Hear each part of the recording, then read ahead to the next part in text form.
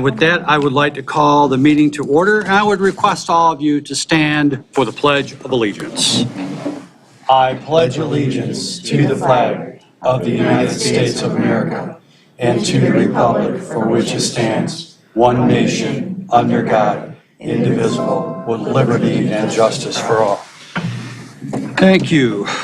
Mr. Clerk, can you do roll call, please? Supervisor Kowal. Here. Clerk Noble here. Treasurer Roman. Here. Trustee Voorhees. Present.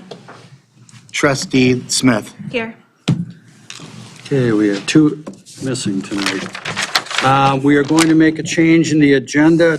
I'm going to have, hello, Sorry. that's quite all right. Item, get to it, one moment. It's right in front of me somewhere here. 9E. E is it E? It is. Thank you. 9E, the conceptual plan review for 8300 Pontiac Lake Road is being removed from tonight's agenda. Again, conceptual plan review for 8300 Pontiac Lake Road is being removed from the agenda. At the request of the applicant. Can you repeat that? At the request of the applicant, thank you. So that being said, looking for a motion to approve the agenda I'll make a motion to approve agenda Supervisor Kowal. as amended. Looking for support? Support. I have support Mr. Roman to amend the agenda. All in favor? Aye. Aye. Aye. Opposed? None opposed. Ayes have it. Number 5 is public comment. Public comment is generally for items that are not on the agenda. That's true. So if you have something that you would like to bring up at this time, you'll have 3 minutes. You'll have to state your name for the recorder so that you have it for the record, and we'd be happy to hear what you have to say. Anyone at this given time? If we want to talk about the rezoning. That is on the agenda. Okay, we're talking. There'll be some conversation at that point in time. Although almost everyone's spoken at the public comment, which was the public hearing, but we'll get into that and I'll address that. Okay, so anything is not on the agenda? No? Seeing none, I will close public comment. Item 6, consent agenda, which is revenue expenses, check disbursements, list of bills, department reports, and the treasurer's report. Looking for a motion to approve? Motion to approve consent agenda. I have a motion to approve. Look for support. Support. I have support, motion support. All in favor? Aye. Aye, ayes have it. Item 7, approval of minutes A, B, and C from December 2nd, December 8th, December 21st board meetings. Any questions or comments from the board or amendments? Seeing none, looking for support. Motion and support. Looking for motion. Motion to approve minutes of December 2nd, December 8th, and December 21st of 2021. I have motion. Looking for support. Support. I have support, motion support, all in favor? Aye. Ayes have it. Old business, dangerous buildings, 11142 Windhurst Drive. We have offered to have the owner come back, and Mr. Nick Spencer has reached out to him to give us a plan of attack, sir. My name is Glenn Slabiak. I'm one of the administrators of the estate. The estate, we just got a short little, brief little comment here. The estate is standing pat on Mr. Shark's findings as discussed in the December 2021 meeting and in process of replacing the door on the east side. As you know or should know, there is no time limit in settling an estate. But when a definite new owner is decided, I am sure he, she, or it will be willing to play by all the rules as long as they are constitutional. Now, thank you and good night.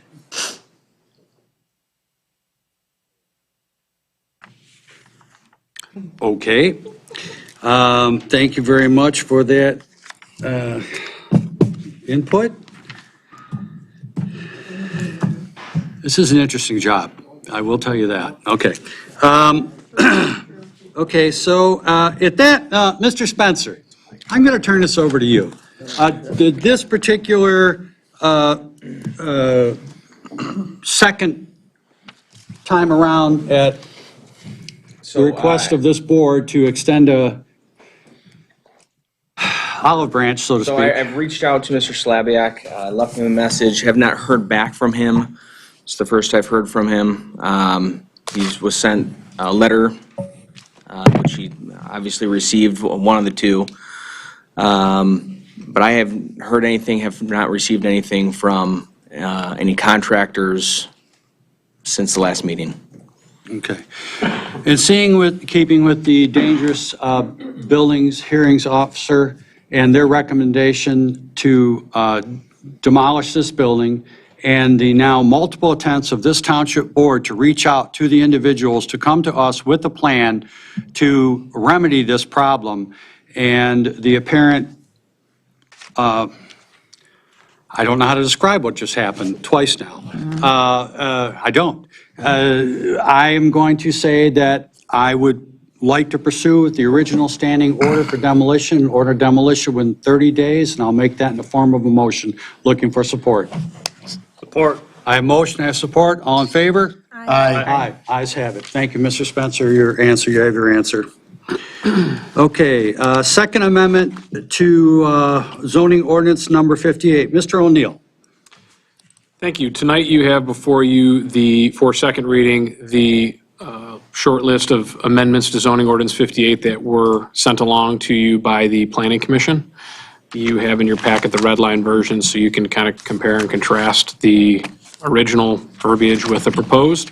And so tonight I would just ask that you move this along to adoption. And if you have any questions for me, I would be happy to entertain them. Very good. Any questions or comments from the board members? Mr. O'Neill, anything else to add? No, sir. Okay, seeing none, I would like to make a motion I will make the motion to move this to adoption for ordinance number 58. I'll support that. I have motion and support. All in favor? Aye. Aye. Ayes have it. Thank you.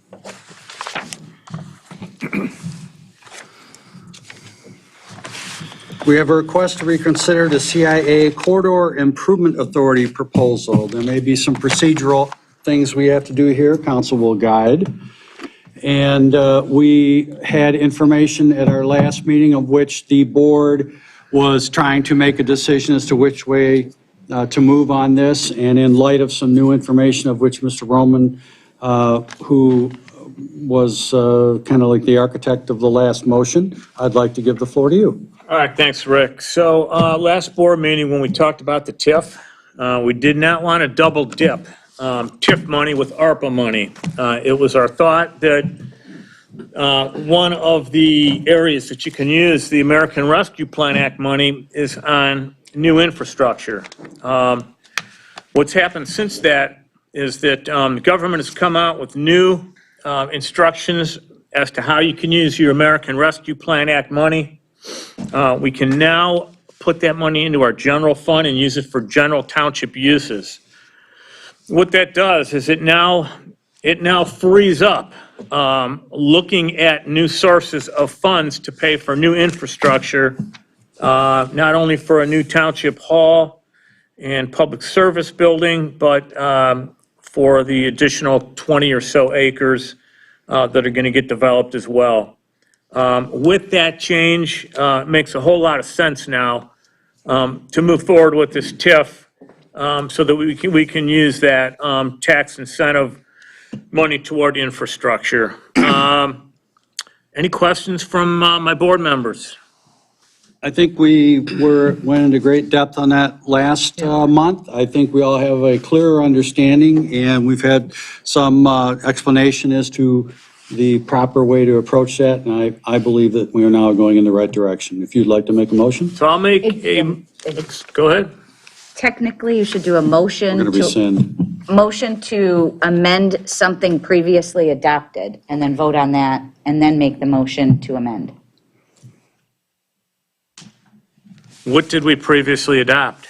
We adopted that it would also be clarified for a meeting with the Oakland County Treasury, and that the funds generated from that would be used for structure. Okay, so And we will amend that. My motion will be to amend the previously adopted motion, which required a meeting with Oakland County that required TIF money be allowed to use for both building and infrastructure. Okay. And now, the new motion to allow up to $56,895 to be used toward the CIA plan. Any additional fees would need to be approved in advance by the Community Development Director. I will support that motion. So we should take the motions separate. Separate. So the first motion is a motion to amend something previously adopted, and did you get what he said about the TIF? I did. Okay, and Rick supported that motion. Support that motion. So we should take a vote on that motion. All in favor? Aye. Opposed? None. And then your second motion, Second motion is to approve the $56,895 towards the CIA. Any additional funds would need to be approved in advance before incurring those costs by our Community Development Director. so that's the amended condition on what was approved the last meeting, Thank God for counsel. right? That's right. Right, was that right? That was That's the right, amended yeah. condition. What page is it on? And then in you that book? seconded that one as well? Yes. Okay, now you can vote on that. Motion and seconded. All in favor? Aye. Aye. Ayes have it. Thank you. Page 306 of the 306, 11th okay, edition. good. I'm glad you know this. It's good to know. I'll lose sleep at night on it. For page 306. Okay. Okay, new business, Resolution 22001, request the DNR conduct an investigation to establish certain requested regulations on Bogey Lake.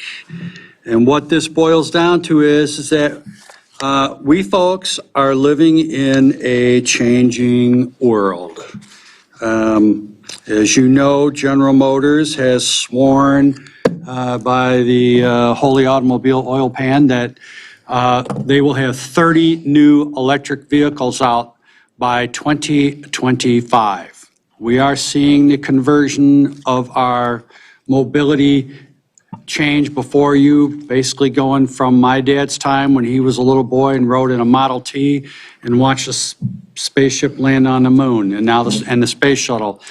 Now we're going to see the change in our industries. And one of them that you're going to see little side effects that people may not think about is when you have a community lake and/or pond or watershed of a sort that has an electric motor restriction on it for good reason, for conservation and for maintaining the peace and quiet and the quality of life in that particular area. Well, along comes someone with the 65 horsepower electric, 65 mile an hour capable jet ski. And if you haven't seen them, they go like a bat out of hell, okay? And they got that much weight slinging around out there, it can be a concern to some people, in particular on a no-wake lake. I am a member of OCATS, which is the Oakland County Township Supervisors Association, and I brought this subject matter up after it was brought up to me. And it was sort of an awakening for multiple supervisors to think about their own communities and the changing things in our community. So what this resolution does, this allows the township to clear the way for the Department of Natural Resources has made special watercraft controls, which are lake-by-lake regulations in accordance with the Department of Natural Resources and Environmental Protection Act, MCL 324.101, the Act, and whereas these controls authorize the DNR and local municipalities to set up no-wake zones for individual lakes, general hours of operation, vehicle at high speed, as well as more specific and regulated uses. So what this boils down to is that we, as a township board, representing you as citizens, have to pass this resolution to allow and show the DNR that we are approving the interest in a public hearing that will be held by the DNR towards this matter. So any questions from the board members at this time? Pretty cut and dried. Modern technology is upon us. With that, I will look for a motion. Ms. Smith? Sure. I'd like to make a motion to pass resolution 22001. Mr. Colwell, can you read that resolution? 22-001. And what does it exactly say? Well, it's multiple pages, and Sir, if you'd like to come up, If you wanna you can peruse have it. mine. I have one here. Oh, you got yeah, one? essentially, I read the highlight chapter of it, which relates to the actual public act. You can read the order portion at the end, the one in the I will two. read the 1 and the 2, okay, boss. Okay. The Township Board of the Township of White Lake hereby support the submission of this resolution to the DNR and the incorporated investigation request. The Township Supervisor, that would be me, okay, and the Township Clerk, that would be him, okay, are hereby authorized to execute any and all documents and take any and all other actions as may be necessary or appropriate in order to effectuate this submission of the resolution and a DNR investigation. All resolutions, motions, policies, or any parts thereof that conflict with this resolution are hereby repealed to the extent of such conflict. A vote of this foregone resolution was taken as was follows. And you want me to repeat the motion? Yes, please. I can read the title if that helps. I'd like to make a motion to pass resolution to request the Department of Natural Resources conduct an investigation establishing certain requested regulations on Bogey Lake. Resolution number 22-001. I have motion, looking for support. I'll support that. I have motion and support. All in favor? Aye. Aye. Opposed? You're on your next level. Okay, thank you very much. Painless, okay? Okay, next item. Let me see here. 9B. Yeah, I'm getting there. B, Whoever can is. thank you. Thank you, sir. Thanks, guys. Thank you. Appreciate it.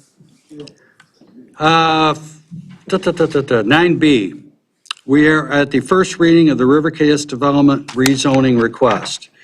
As many of you know, there was a public hearing on this. The public hearing was the format of which you had the right and the option to express your opinion to the Planning Commission. And in turn, we as Township trustees have received all these comments and have reviewed them and understand your questions and concerns. Simple rezoning of this property does not approve any particular site plan. Any and all of your concerns that you may have will be addressed at that appropriate time. At that time, your input will be at the most valuable because that is when the neighboring community to you will be laid out and it will be determined as to how it could or could not impact your area. It should not. There are going to be no cross streets. There's a number of things, but these are yet to be determined. So any of these type of comments would really be not necessarily fruitful at this point in time. Where they're really going to be fruitful is when it goes in front of the Planning Commission. Because once it goes through that first level of processing, then that is when it would return to the board, okay? This is merely a zoning request. That is all it is, okay? So there are no plans, there's nothing on paper, there is no design, correct, Mr. O'Neill? That is correct. Okay. So I would like to say if someone does feel that they could add something different to what, other than what we have here, I would say you could have 3 minutes and identify yourself. But to hash over the same old is not productive. So with that being said, you'll need to come up to the podium as I recognize you. You will need to identify yourself for the recorder, and you will have 3 minutes to state your case. Yes, sir. Are you doing timer? I'll time it. We are right now. Yeah, my name is Brian Sunkoff, 7593 Biscayne Avenue. So I was born in Detroit, and from 7th grade on, I lived in Livonia. I left Michigan in 1987 as I worked for a big company, and they moved me all around the U.S. I knew when I retired, I was coming back to Michigan. I moved back to White Lake 1.5 years ago when I retired, and more specifically to Brendell Lake, because it was a smaller lake and unique in that a lot of the area around the lake was not developed. No other lakes like that around here, so it's an 89-acre lake. In fact, more of the waterfront residents live on canals and small bays than directly on the lakefront property. So, it requires everybody that lives on all those canals, the majority of those people, we have to get out to the lake to swim or do whatever other activities. Other thing that I had checked into, Brendell Lake, it is a super great fishing lake.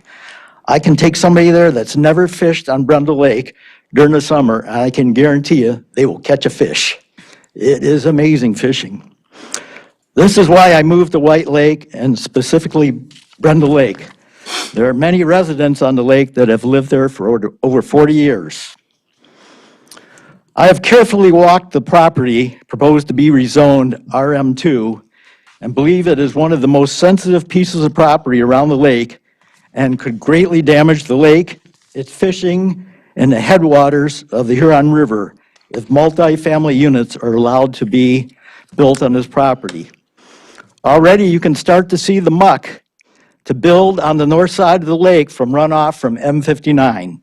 So when I've only lived there a year and a half, but if you go to that side, there's a lot of muck on the north side, and that's coming from runoff from M59. So, of course, I was at the meeting on January 6th. I did not speak, but, Sean O'Neill said the property was relatively flat. I've walked the property myself with other people, and I can tell you in all our opinion, it's not relatively flat. It's relatively rolling with sharp drop-offs to the creek with a plateau in the narrowest part of that acreage. And in the days, you can just tell that was the part that was farmed. So it's a very, it's a narrow part of the property. So my comment is before this board votes in February to approve the rezoning of this property to RM2, I challenge each board member to walk the land with me. It is the only way that you can really see what you are voting for. I know when I first moved here, Trustee Smith came to my door campaigning. I don't know if she remembers that. She came down on Biscayne Avenue. I had just moved in. Unfortunately, I told her I could not vote. COVID was going on. I couldn't get a driver's license, so I couldn't get registered to vote fast enough. But Miss Smith said, just call her anytime and she'll help me.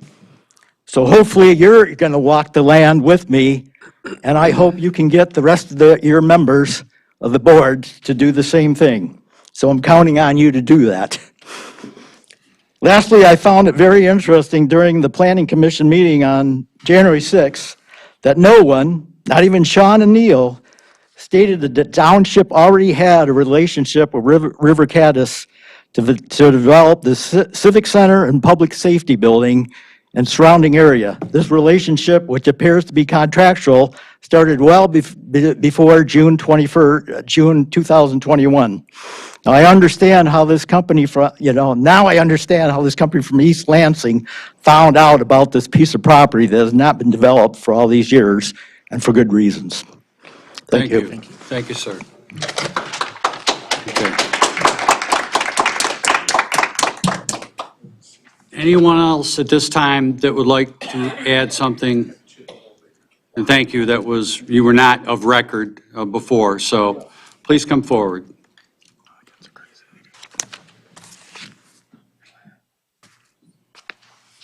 Hi. My name is Lori Bender. I'm at 826 Beachway Court. I live in Lakewood Village, right on Brendell Lake. We went over a lot of things on January 6th here. One of the things we walked away thinking was this land will be developed, especially the parcel up toward the road. We're working on talking to wetlands organizations about our lake and how we can protect the wetlands and the watershed area. Beyond that, what we walked away thinking is we really need to talk about what the zoning designations are here. Why it needs to be designated a multifamily designation.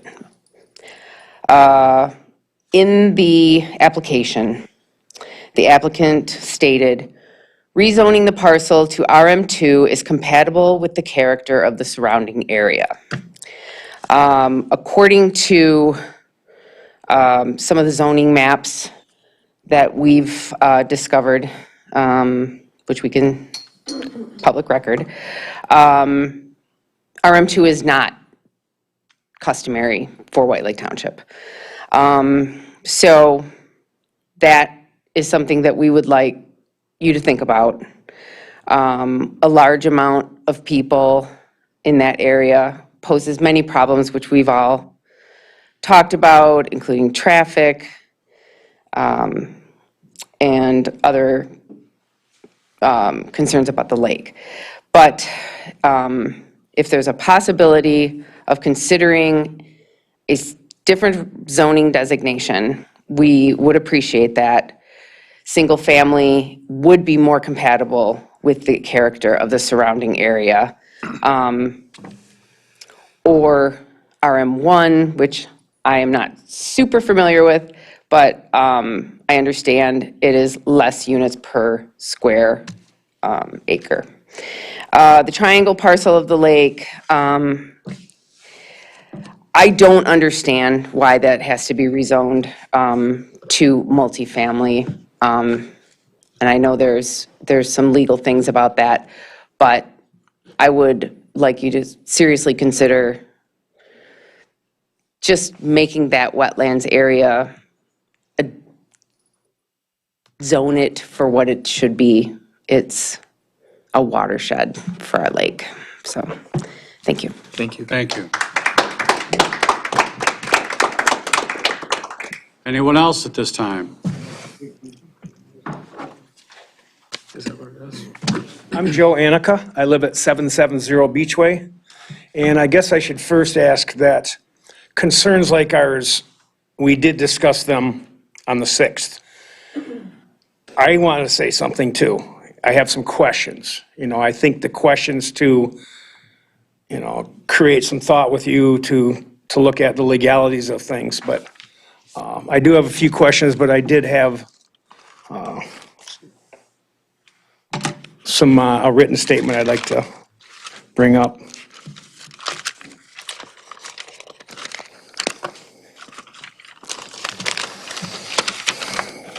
I moved from Cedar Island Lake area to get onto Brendell Lake. I share this wonderful lake with hundreds of folks like myself, the Lakewood Association, Brendell Heights Association. We've enjoyed this lake for many years. I've talked to supervisors of Eagle. I've been in contact. I worked for the DNR for 10 years. I worked at Highland Rec. I had contact with folks in Eagle that have given me some input. I understand how the state protects wetlands. 301 is a statute to protect lakes and streams. 303 is a statute to protect wetlands. Those are imperative to be adhered to within prospective development. These two statutes require proper permitting before any building will take place. And again, this may not be the right time to give you my feelings on this. You say we already had our chance, but I think now I want to spill on how I feel about it. So further, the parcel we are here to protect is diverse. It's uplands, it's lowlands, and it's wetlands. That property that Brian and I walked slopes to Brendell Lake. The stream, the creek coming out of there comes from the north. It comes in. That's the lay of the land there. That flows into Brendell. That's Huron River watershed. That water comes from Cedar Island. Indian Lake or Indian Springs is where it starts. You guys know all this, but the flow of materials in the wetland goes downstream. It comes to our lake. Off of 59, Myers has brought a lot of material into our lake also. I just like to see protection of the lake. In my research and travels, I've also seen that the wooded property is contiguous from 59 all the way down to Cedar Island Lake. 9 deer ran across the lake the other day on Brendell. They cut through Brendell Lake Heights. They can work behind Oxbow. Limiting this development to me is imperative. As far as that, eagles, osprey, kingfishers, red-tailed hawks, waterfowl are abundant there. So to shorten up here, my questions, will your plans account for the presence of regulated land, wetlands, for one? Will the wetlands be mapped and surveyed? By whom? Will they be confirmed by Eagle? And one more question is your relationship with River Caddis. Were there bids for River Caddis or any other builders, contractors to come in and do this work that's been done? Well, first of all, those questions will be only answered and directed when the site plan is done, because that information will all be revealed at that time. And that, again, as I've reiterated, that is the time to bring those questions forward. As far as our relationship with River Caddis has been very, very transparent. We've had multiple public meetings. We've had meetings going back now well over a year, 2 years, so this process with the Civic Center area started, we were looking for a potential public-private partner to help us. The land to the west does not belong to the township. The township has zero interest in it. It's private property owned by private individuals. Land has had a sign on it for sale for I don't know how long, okay? Mr. Ruggles has his vegetable stand there, truck farm stand there, and he's been told to move off that land 3 or 4 times, then, well, you can move back on, Scott. Well, you got to move off, Scott. You got to move back on, Scott. So he never doesn't know which end is up. Right. So those have been the people that have come and gone. River Caddis took it upon themselves to investigate that and look into it as they would in any other particular parcel. That's good. That's good. The relationship that we have with them puts us in a position of actually a very advantageous position. I would hope that the folks that live across the area and around the area have realized it was one of my goals and the goal of this board, okay, to acquire the old Brendell Campground, okay? And now we've turned that into a park. Why? Because we see the value of this particular area. I've been out here since 1976. Many of you have been out here longer. But I've been out here since 76, and I've watched the gobble up of land, okay? So in order to prevent this and to preserve, we took advantage of it as a board through a grant process with the Department of Natural Resources Trust Fund, and we were fortunate enough to win that. That grant? And that enabled the township to move forward with that. We look at River Caddis as a partner who is going to walk in there with a conservative eye. I do not come across to us, nor myself, or as the individuals that are going to go in there and just rape the land, as I'll say. The value of this particular land is its unique characteristics. And this board and the planning community, public's, I can never get that right. I can't get that out yet. Community development directors, that's a new position for him, by the way. Position will be as such to monitor these types of things and make sure that we have public input, conservation, meet all the necessary requirements of Eagle, Road Commission, Oakland County, and any other regulatory branch that has to be dealt with before this process would go forward into an actual development. That's good to hear. I appreciate that input. I appreciate your concern for. And the proof is in the pudding, because we as a board have already purchased that park, and we're doing everything that we said we would do with it, and the big thing was preservation. So anything that goes forward, we're going to try to be as conservative as we possibly can. And having a contractor and or a developer that is willing to dance, so to speak, with the township to do that is far better than Target coming in there and laying waste to 30 acres of it. I agree. Yeah, I thank you for getting that. Stanley Park's beautiful. From our perspective on the lake, Stanley Park, to have that preserved, that's a wonderful piece of property. Yes, sir. I thank you for all your efforts on that. I'd just like to talk about Eagle for a minute. You know, I have dealings with our business that I was involved in, still am. Eagle is a very, very regulated agency with the state of Michigan. Very hard for a developer to come through. They just don't allow it to come in and rip up what you're saying with the watershed. You talk about wetland mitigation, very, very It's a cumbersome process. That's their Very- expertise. Very, very cumbersome process. So I asked Eagle, talk to the people up there how, we're not going to let them come in and just start, like Supervisor Kowal said, and start ripping it and ruining the watersheds. With Stanley Park, that's how we all approached it. There was a lot of police calls back in the day. A few of the residents that, I don't know if anybody's here, that when we had to clean up down at Stanley Park. I've seen what was, It the was- motorhomes and that. Yeah, it's beautiful back there. It's much better. And Just we don't would cut like any to- trees down there. Yeah, no. We trying to enhance it. It's beautiful, and that's the overall goal. Appreciate that. Appreciate your efforts at a board and appreciate your chance to let me Piggyback talk. Off of Clerk Noble, just to give you a little bit peace of mind, we are statutorily bound to those regulations of Eagle to protect the wetlands. So I just want to give you a little bit of peace of mind. And to the first gentleman, thanks for remembering me. I've walked the property several times, but I'm happy to walk it with any residents. If you want to email me or give me a call, I'll walk it with you I again. challenge the whole board to walk it. And see. It is pretty, yeah. We're telling you, I mean, Yeah, I think most of us have walked it, but if you want to walk it But together. the reality of it, we are bound to, look out for the public's best interest. Well, that's to be expected. We appreciate your role in that. Where we are at, folks, here is we are at a point where we have someone who's willing to work with us, okay? And it is far better to have someone that looks at that property and goes, this is something really worth working with in its best way. And they have made a commitment that they will do just that, and we plan to hold their feet to the fire. Okay? Appreciate that.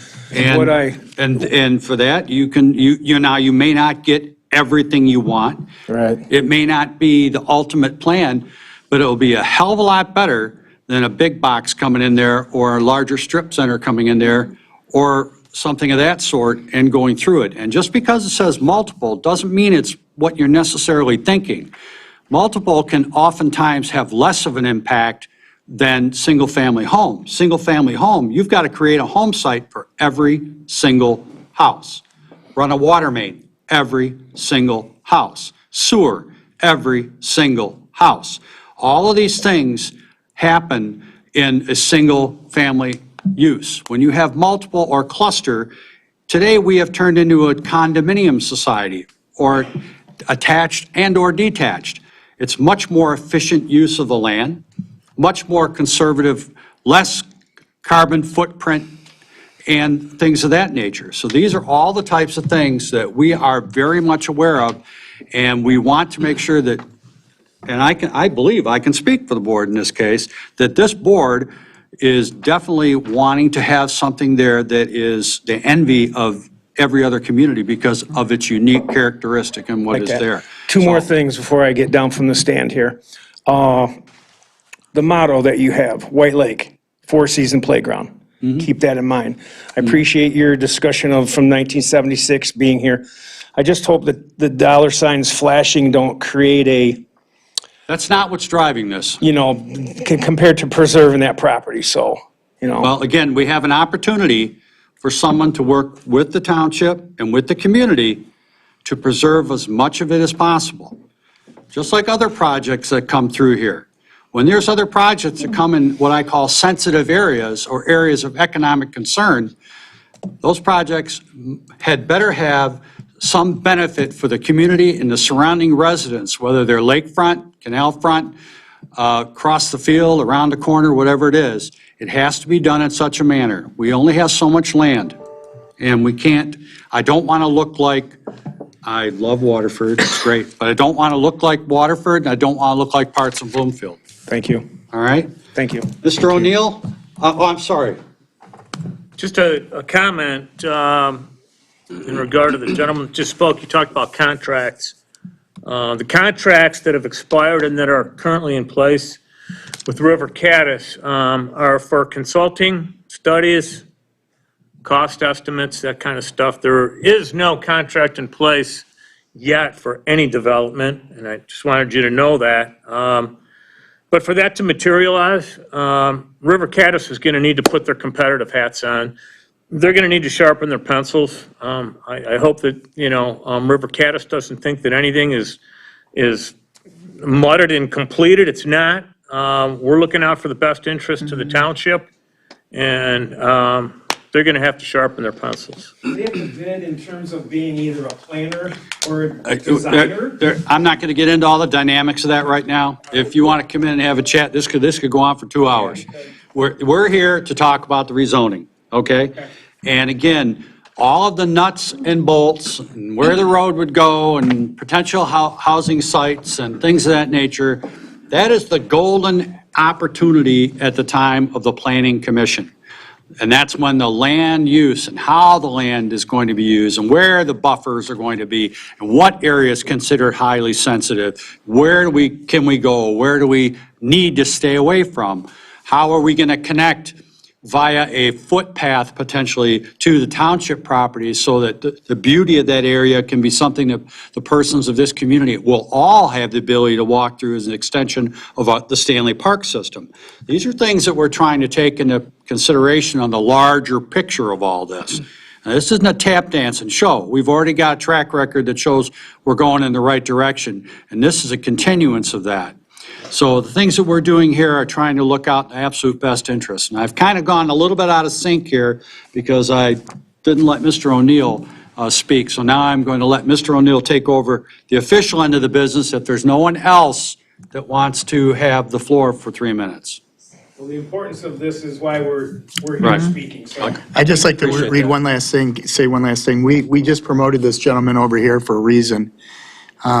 Once you talk to him, Sean O'Neill, the director I'm speaking of, him and the rest of his staff, they're professional, they take their job serious. They look at the 100-yard line, they don't look at the 5-yard line, and they do what's best for the community.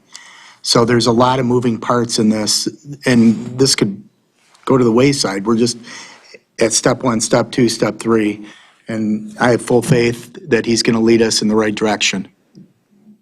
We're good. There's some. Yes, I'm sorry. Thank you. Yes, sir. Come on up. Evening. Dennis Anderson, 7485 Oak Bay Drive.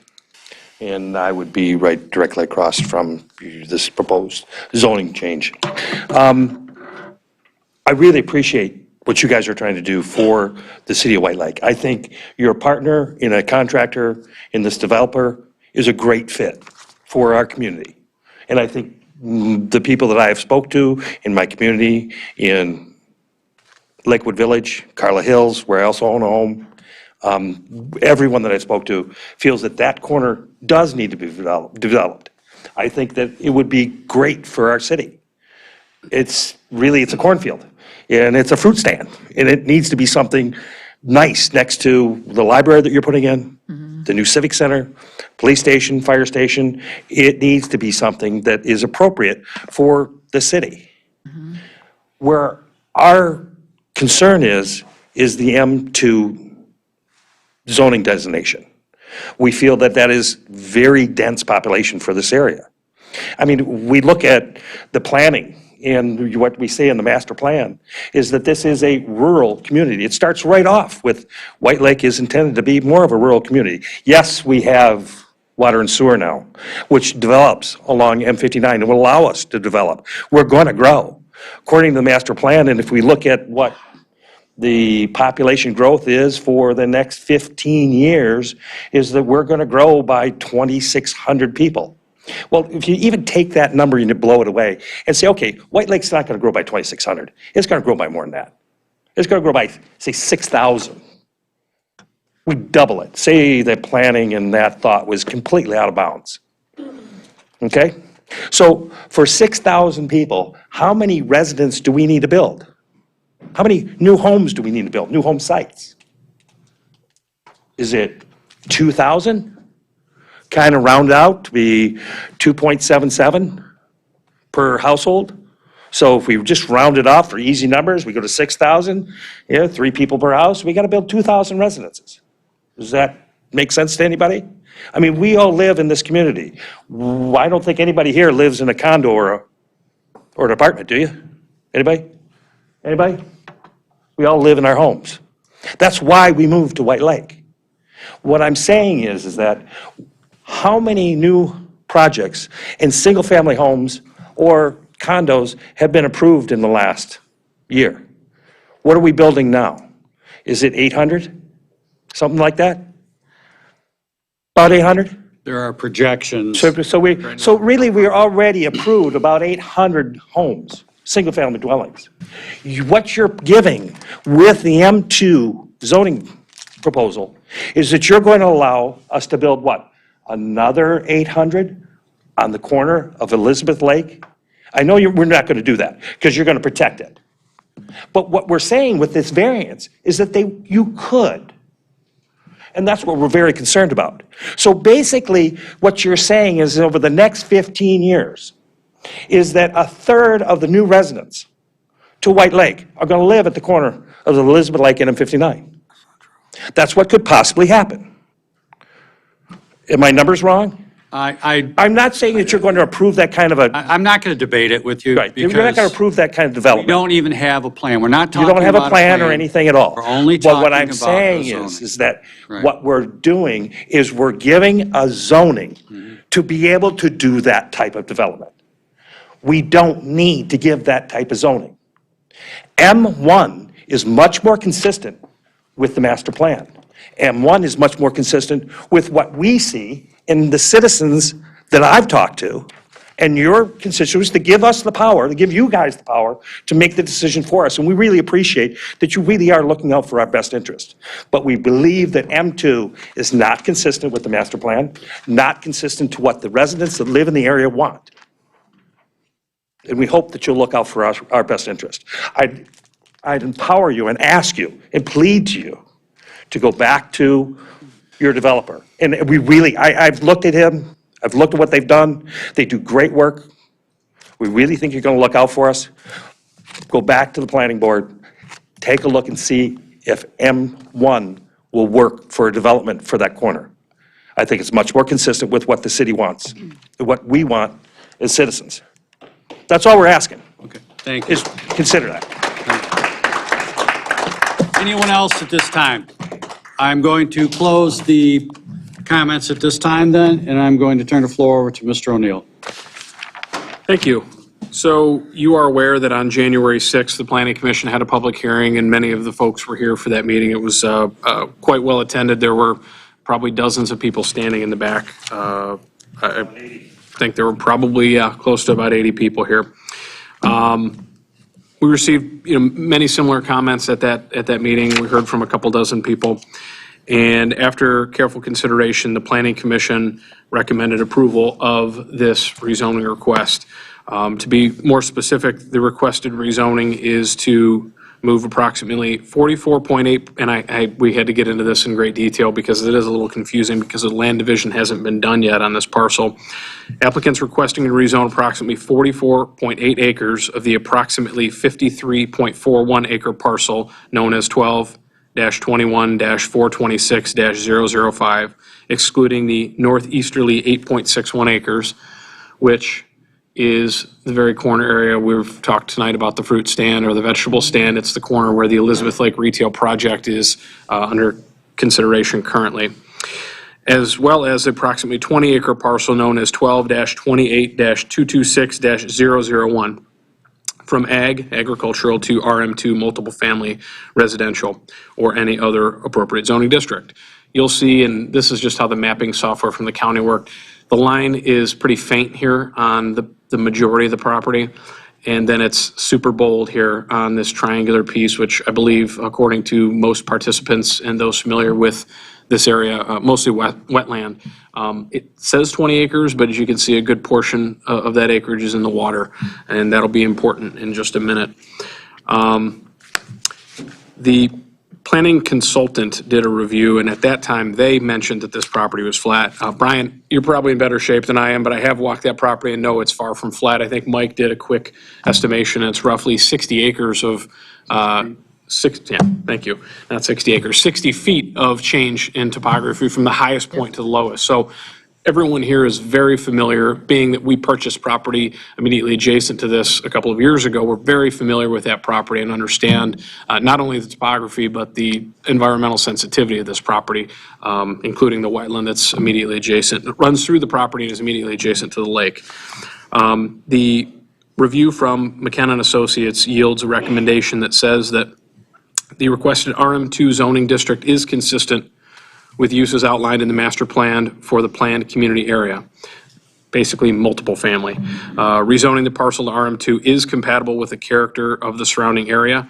Obviously, to the west and to the south, it's more residential, but, to the north and to the east, it's, commercialized. So it's sort of transitional in that regard. Granting the rezoning of the parcels does not guarantee future site plan or development approval, as those applications will still need to be made, and that has been discussed tonight. There's a lot of talk about future density, and I'm just kind of maybe going to address a couple of the comments that we received really quickly. It's really impossible to sit here and project how many units there could be. I mean, I think at the highest, most intense application, or with the highest, most intense application of RM2, the number of 10 units an acre has been thrown out.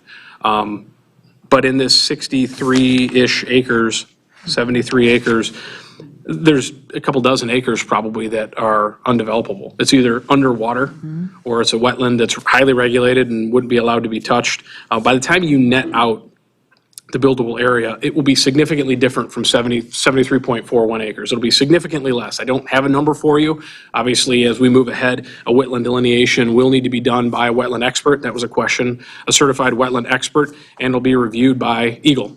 And that's an important part of the process. The township's, very sensitive to the high-quality wetlands we have here and all over the township. There was some discussion and a question as to why the triangle needed to be rezoned. Some folks said, well, can't we just leave it as ag? The feeling was by, I think, those of us with some planning background, that would create a spot zone potentially, and that could become problematic. And Mr. Matt Schwanitz is here representing the applicant, and if you seek, when I'm done, to hear more from him, I'm sure he's happy to jump in. He's got quite a bit of background in planning as well. The relationship with River Caddis has been discussed. We kind of refer to the area adjacent to it that the township owns or working with River Caddis on, as Mr. Roman mentioned and Mr. Kowal mentioned as well, as our civic center area. And, for those of us who work on it almost every day, that's kind of what we call it. So I don't know that the words River Caddis were discussed in the same sentence as civic center project, but for those of you who are keeping up in the news for the last year or so, they're sort of synonymous. White Lake Township, River Caddis, and the Civic Center project. We've been working together to study it for some time now, so it's certainly not in an effort to conceal in any way what is very much public knowledge. I did mention wetlands. There was discussion, again, at what that process would look like. We used to do our own wetland verification here. We don't do that any longer, so we would rely on wetland experts from outside the township and rely on Eagle to kind of conduct those evaluations and analysis. I don't know if I've touched on all the questions. There are some comments as well, but again, I took copious notes at the Planning Commission meeting, and the folks that spoke tonight kind of summarize that. And I know obviously everyone in this area, we heard from folks at that meeting that did not live in this area but just had environmental concerns, or people who became familiar with this area because of the Stanley Park project and their desire to recreate here and, became more familiar with this area. So, we're aware of the concerns, we're aware of the sensitivity, and the applicant is as well. And, on a regular basis, that's something that is discussed with them. As a matter of fact, this morning, I spoke with the applicant about this meeting tonight and the fact that I was going to, again, mention the fact that the township was going to be, first and foremost, protecting, the wetland areas and that shoreline that's pristine. And that's something that we had heard probably more than anything else from the residents among all of your concerns. But if you have any questions for me, I'd be happy to answer them. And again, Mr. Matt Schwanitz is here from Giffords Webster on behalf of River Caddis if you have any questions for him. Very good. I'm intimately familiar with the parcel myself. I have walked it. I've walked that area. I've learned that there's areas there you don't walk by yourself, okay? Went up to the mud, up to my yin-yang, and almost didn't get out, and found that that is a sensitive area out there, so you have to be careful. But it is a beautiful area, and that, again, I'll reiterate that as a very, very strong concern of this township, to preserve as much of that as we possibly can. understanding that sometimes you have to develop things in order to preserve them. I know it sounds a little crazy, but it's true. Any questions or comments from the board members at this time? I just want to make a quick comment. That was an excellent explanation, Mr. O'Neill. Thank you for sharing that with our residents. I appreciate that. Mr. O'Neill can attest that I call him very regularly on this project and have many of the same questions that you do. I also had a concern with the density, and I do believe this is the best zoning option. It does not mean that we're going to allow that many. It just means that this probably, since we have no plan, is the best zoning option for us at the moment. I am a good steward of our lakes and land, and I believe I can speak for this board that we have the history, this particular board has a history and staff to be good stewards of our lakes and land, so please trust us and trust this process. Come along with us. I heard you all tonight. We're going to continue to listen to you. There's going to be opportunities for input as we go. So thank you for being such interested residents and participating tonight. I do appreciate your time being here. So that's all I have for the moment. Thank you. Thank you, Trustee Smith. Any other board members at this time? Mr. Roman? Hey, Sean, RM2, is there also an RM1? Yes, there is. What's the difference? It's slightly less dense. So there'd be. What about height? Or levels? I think they both allow 3 stories. I can verify that. That would be the max is 35 feet or 2 stories, whichever is less, is the maximum height for RM2. And RM1, I believe, is the same, 35 feet or 2 stories, whichever is less. So They're the yes, same. they are both, they're both maximum of 2 stories or 35 feet, yes, whichever is less. Do you know what the big difference is then? So the density, it's the density. Number of units per The acre? number of units per acre. So just to kind of begin, like for example, I mean, this is going to kind of get into the weeds, but RM2 and RM1 both require for lot size, which is how you base your density. First unit's 10,000 square feet in both districts. However, for an efficiency unit, you need 4,000 square feet of land for each efficiency unit. You need 2,500 square feet of land for an efficiency unit in RM2.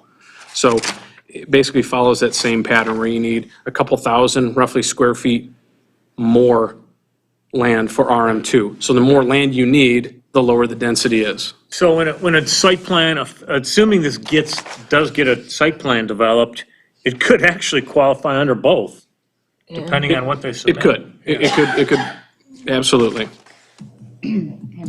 Maximum lot coverage is 20% for both, which is roughly in line with single-family residential. I'm just curious. It is master plan for RM2, though? It's master plan for a multiple family unit. It's not terribly specific, but it prescribes a density range that's consistent with RM2. I mean, it's not inconsistent with what our RM1, but that's not what they're requesting. So generally, when someone requests something else may also be appropriate, but if they're both appropriate and they're asking for one over the other, I mean, there would need to be a good reason to not go with what they've requested if that too is appropriate. Thanks, Sean. Yeah, that was a question I had, Mike, so thank you. Any other questions from the board? No, but I'd like to hear from the applicant specifically on why they want M2 over 1, please. Please approach the monitor. Thank you, Mr. Chairman. Matt Schwanitz, Skiffles Webster, 24 West Adams, Detroit, Michigan. That's our main office. And the question was again? If you could explain to us why you're seeking the M2 over the M1? The RM2? I'm sorry, I misspoke, yep. Yeah, it's economics out of the gate. It allows us to do a more diverse project. With that density, we're able to consider 3 or 4, possibly 5 different product types to go through that project. The lower the density, starting to get stuck into what's called a monotone of product, which creates a very long project to develop and a very bland project, number one. But it's also economics. To buy the land at the price that it's being set at, it's a mandate for us, and we can't proceed any further without it. Any other questions from the board? So if we didn't rezone this to 2, you would not proceed with this land acquisition? I believe that's the case with River Caddis, yes. Okay. All right. Anyone else from the board? Okay, thank you. You're welcome. Okay. I know there's been the discussion, the RM1, the RM2, but one of the things that RM2 will also allow you to do, it sounds weird, but if you can increase the density in one area, you can lessen the footprint in another. And you're agreeing with me because it's true. So that is what part of the tool is here. In one sense, and again, we are going to monitor this, and this is all just a matter of how this comes together as a site plan. And by driving home the point that you have by being at the Planning Commission, by being at this meeting, and by sending your concerns to the board as they are our concerns also, this is how this will get developed. And this will be all kept in mind as to how this will work to give us the greatest yield of the land in one respect for the purposes of the purchaser, but yet the greatest conservation possibly for the township. Now, I don't know about you, but if I've got a 2 or 3 acre site and I can put 4 cluster houses or 5 cluster units in one area and put them in tight proximity because of that zoning, that leaves the rest of that land open, okay, for conservation and unique opportunities, trails, things of that nature. And this particular product, I believe, is going to have its value because of those reasons. Not because of your typical, I call it slash and burn, where you see 60 acres one day and then you come by there 3 weeks later and it's one great big flat field. There isn't so much as a sumac standing on the tree. That takes the value away. I've been building for 40 years. Everything that I've ever built, every tree that I could save, anything that I could do, I did because that tree added value to that property, okay? And that what made it important, at least it did to me. And the homes that I sold, people came because, and they were attracted to that. And this is the same kind of psyche that we're going to have here on this particular project. So that's the direction that this township is going to hold them accountable to bring us a good project that's going to have conservation and adequate land usage and be a good neighbor to the community. Because you're going to be on one side, we're going to be on the other. So it's important to us too. Any other questions from the board? You say trails. Speculative. There's trails at Highland Rec, there's trails. Yeah, speculative. Come to the planning meeting. We got trails at the state. Speculative. Okay, speculative. Yes, sir. Yes, dear. I live on Elkin Ford. That's why I have a major concern about this property, my backyard. Butts right up to this property. My childhood is in that field.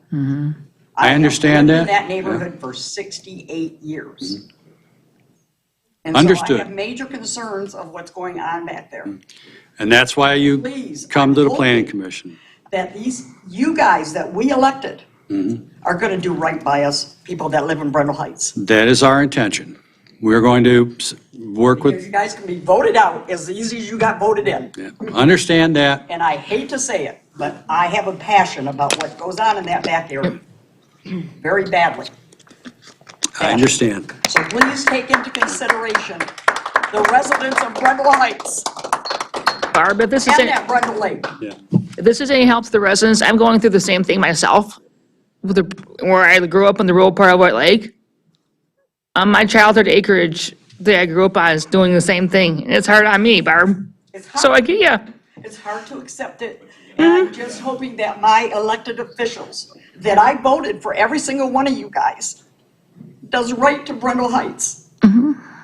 Because that is a valuable piece of land back there. They have a right to develop on it. I'm not saying that they don't, but just take into consideration the looks. I don't want condos supposedly that look like the ones in front of Alpine, which are not condos, those are apartments. I don't want that crap back there.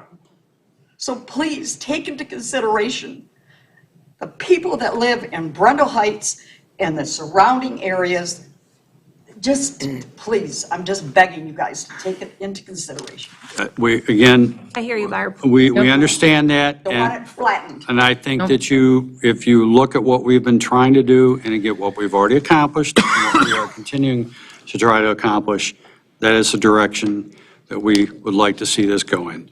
Well, I'm And putting my faith what- in you, Mr. Colwell. Well, I'm telling you right now, I'm putting my faith in I'm putting my faith in all of in you guys. my community development director and the planning commission and the input of the public during that process. I will be at every single meeting. Okay, thank you. For sure. Any other questions or comments? Oh, I'm sorry, we need your name for the record. Barbara Kaiser. Address? Pardon me? Address? 600 Elkinford. Thank you. Yeah, Okay. Thank you. Anything else you care to add, Mr. O'Neill? I don't know if I am recalling this correctly, and I don't want to speak for Matt, but I believe he offered at the planning commission that if this is to go forward and they end up bringing a project plan forward, he, like several other projects we've seen come through the township over the years, is going to hold a meeting with the neighbors and invite you in. I mean, Matt, did you offer that up? Yeah. Because, and while you're walking, I'll say that, and I think one of the planning commissioners mentioned the fact that, you know, there have been some strange kind of partnerships and I think of there's an assisted living facility on Williams Lake Road, for example, that had many different development projects proposed in its place over the years. And none really seemed to meet with the expectations of the neighbors that surround it on all sides. It's literally surrounded. And gentleman came in with a little different use, had several meetings with all the neighbors, acreage neighbors, condo neighbors, neighbors on single-family lots that surround this parcel. And I was at a ribbon cutting with most of the board, and those neighbors were there. Those neighbors became, instead of being his enemy, they became his advocate because he met with them and they had a good conversation about what he wanted to propose, and he listened to them, and his project was able to be designed in such a way where there was almost zero impact to them. And obviously, an assisted living facility is a little different use, and it's a quiet use comparatively. But that's an example of, partnership might be extreme, but when we put groups with an applicant, when the time comes, and they do some work kind of rolling their sleeves up around a table before the planning commission and the board even get a chance to see it. So it's something that I've talked to these applicants about, and I believe it was not that long of a walk, Matt. I'm just rambling on here. I'm sorry, but that's something that you see value in and had offered as well, and I just wanted to bring that up. Yeah, I am too. No. Sorry. No, it's, for our firm and for me personally, it's not an exception, it's the rule. We always meet with the budding neighborhood. Doesn't matter what the emotions are, and we get it, my client gets it. This is a great lake. It's a great site. It's a great environment. A lot of times I'll get into meetings like this and I've got to start checking off fallacies on the conditions of the site. Everything related to the natural features here, spot on. There's no exaggeration. The creek's there, we've got the topography. There's a complex wetland matrix there. There is sedimentation from M59 showing up in the lake. It's because our friends at MDOT generally don't do water quality. And we probably have some neighbors to the north, whether they're farming or have open land, they contribute a little bit too. These types of projects can get in the way of that and actually start mitigating that before it gets to the lake. And there's probably nutrient load there too. The wetlands conditions, no dispute. Everything you said, we have to conform with, they have to conform with, we have to double down on it. If we make a mistake, it's a big mistake. The project stops, period. So. Okay, thank you. And Mr. O'Neill, thank you for bringing up that example of the New Hope. That was a case of where there was going to be one particular product was going to go in, and we had a gentleman who wanted to be in the township, and we looked at this parcel and said this would be a real great fit, and the conservation strip around it is great, and it works out real well. And again, it was nice to see the neighbors there, and they knew that something was going to happen to this land. It was not going to sit there empty.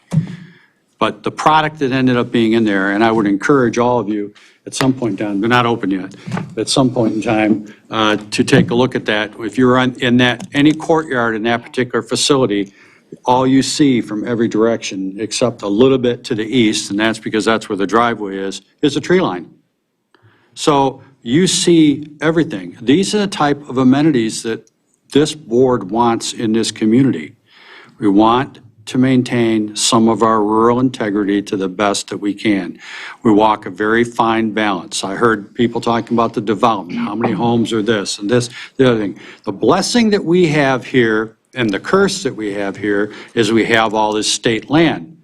The blessing, it's state land, it's open land, chances are it'll never be developed. The curse, there's no tax base for the township, and we still have to police it. We still have to provide emergency medical services. Any fire, somebody gets lost or breaks their legs on the Pontiac Trail, we still got to send people out, all this type of stuff. The state doesn't pay us diddly-do for that, okay? So us as taxpayers, we have to figure out a way to do it. So, but that's hard working. Here's a picture of this particular site off Williams Lake Road. And that site is sitting in an area that is bounded by Settlers Point to the south, the new Trailside Complex to the north. Is it, which, I can't remember that one. That's the condo complex. Williams Lake Crossing. Williams Lake Crossing, and then that's the Broadmoor sub there. And I would defy you to go back there and as in one of those neighboring communities, you're going to have to look for this place, okay? Because the conservation strip that was placed around it, it wasn't cleared to the property line. These types of things are things that we're going to look at extremely close. So there's minimal impact. Again, you're not going to stop development, so it's best to get one that will work with us versus working against us. And this is an opportunity more than a problem. So we need to take advantage of this as a community to get the most out of it and make it work for everybody that's around. It's going to be different, and change is kind of a tough thing. But if we do it the right way, it'll be minimally invasive to everyone, and the traffic is going to go to Elizabeth Lake Road and up to 59. There's nothing that I know of that would be coming anywhere over towards Brendell. And those roads are a constant challenge for Oakland County Road Commission, and I ride them like a bucking bronco to get anything done that I can. Okay, so, and they are improving, so that we work together as a community to make it forward. Anything else from there? No, sir. Okay. All right, that being said, and all the comments of which I wish to thank all of you, and in particular, all of you for showing up tonight. It's very important, because that just creates a heightened awareness to this board as to the importance of this type of development and its potential implications and impact that it could have on this community. That being said, I would like to move the River Cadiz rezoning request, the applicant's request to rezone approximately 44.8 acres of the approximately 53.41 acre parcel 1221426-005, excluding the northeasterly 8.61 acres and approximately 20 acre parcel 1228226-001 from AG agricultural to RM2 multiple family residential or any other appropriate zoning district. That is in the form of a motion, looking for support. Or, Mr. Supervisor, and just for the record, that is to move it to second reading? Move to That was the second motion? reading. Okay, Yes, thank you. correct. I beg your pardon. Move to second reading. I have motion, I have support. All in favor? Aye. Aye. Opposed? None.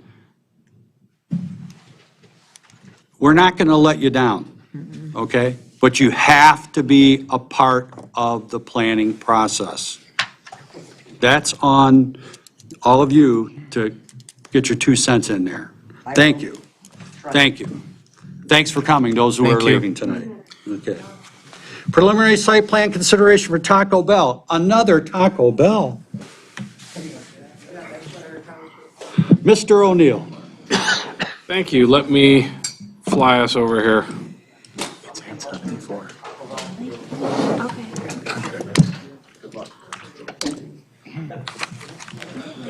Thank you.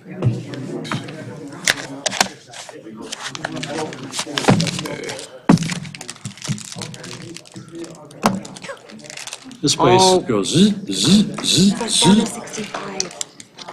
65. My nose is cold. Yeah. Protein bar. Dinner? Yeah. Okay. Okay. I'm set. You know, I can't do this stuff in advance because I look at what I look at, you're looking at. So I have to patiently wait so I can make sure we finish one before we get to the next. Okay, so Why not, do you want to wait till they clear out? or- if, They'll stand there for I'll 2 talk minutes. loud if, Is it being okay. recorded? Is it being recorded? So this is a request by Taco Bell to, on 1.07 acres of land, build a new Taco Bell at Bogey Lake Road in M59. This is the Meyer outlot that is immediately adjacent to the McDonald's that is at that approximate intersection. You can see it here on the aerial. It's a challenging parcel because of the sewer infrastructure here at the front of the property that you can see. Get back up here. Gentlemen, Okay. gentlemen. Thank you. Hey, we're loud. Thank you. Okay. So at the planning commission meeting, the same planning commission meeting, January 6th, we brought this, or Taco Bell brought this request to the planning commission, at which time they recommended approval with some conditions, mostly tied to upgrading the facade and addressing some of the signage. I know this is preliminary, and many of the comments that were found in the review letter would be dealt with prior to final. This is before you for preliminary. However, because it's a PB, planned business zone property, you will see it because you will have to consider the development agreement if it moves to that point. So tonight, you're considering the preliminary site plan moved by the planning commission to you on January 6th. When it comes, if it moves through the board tonight, it will go back to the board for planning commission for final consideration, and then back to you for development agreement approval. That is what the process looks like here. Again, it's I don't want to say standard Taco Bell because we came to find out there are a lot of different Taco Bells. But you can see, and I don't know if you can see it real well, the drive-through orientation runs down the west side of the building toward M59, and the parking is on the east side of the building. There were some discussions about changing the orientation. It would push the building further back into the site. That's not what the applicant really wanted to do. I mean, understandably. One nice thing, if you're familiar with this area, you'll know that there is no access to Bogey Lake Road, but one has been created, and you'll see it right here. So there will be a connection to the pavement if the Taco Bell site is built, so that there's cross-access between Bogey Lake Road and, you know, effectively Nordic Drive through parking lots. But that's just good transportation planning. So someone could conceivably go down Nordic Drive or turn into the current McDonald's drive-through and get all the way to Taco Bell and out to Bogey Lake Road, which we think is certainly important and was the intent for this parcel anyway. So if you have any questions for me, I'd be happy to answer them. Mike can probably touch on any utility questions you may have. As you can imagine, this would be connected to our water and sewer system. Pretty straightforward. The only surprising thing is a parcel had not been created, and there was a little bit of a delay in getting this through. If you look at the dates on some of the review letters, they're from a couple of months ago, and it's because we waited for the land division to move from Meyer through our assessing office, and that happened, according to Janine Smith, I believe that happened in last month. So that is tidied up, and they have their parcel to move forward with seeking approval on. So Mr. Greg Lutzenheiser is here and representing the applicant if you have any questions for him. I know he has a presentation. I don't know if you want to see the full presentation. If you do, I'm sure he's happy to give it to you. I have in the packet full set of their site plans, as well as some architectural renderings that probably are not going to be helpful at this point, because I heard from Greg and the Taco Bell group that they are going to, at the direction of the planning commission, go back and upgrade the building materials and the look of the building. The planning commission wished to see the building look more like the Cooley Lake Road Taco Bell and not like the Taco Bell that was proposed here.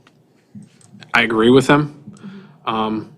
Waiting for the screen to catch up and you'll be able to see it in just a second. These aren't the way these scan in, they're not easy to see, but I guess if I push this plus enough times, it'll be easier to see.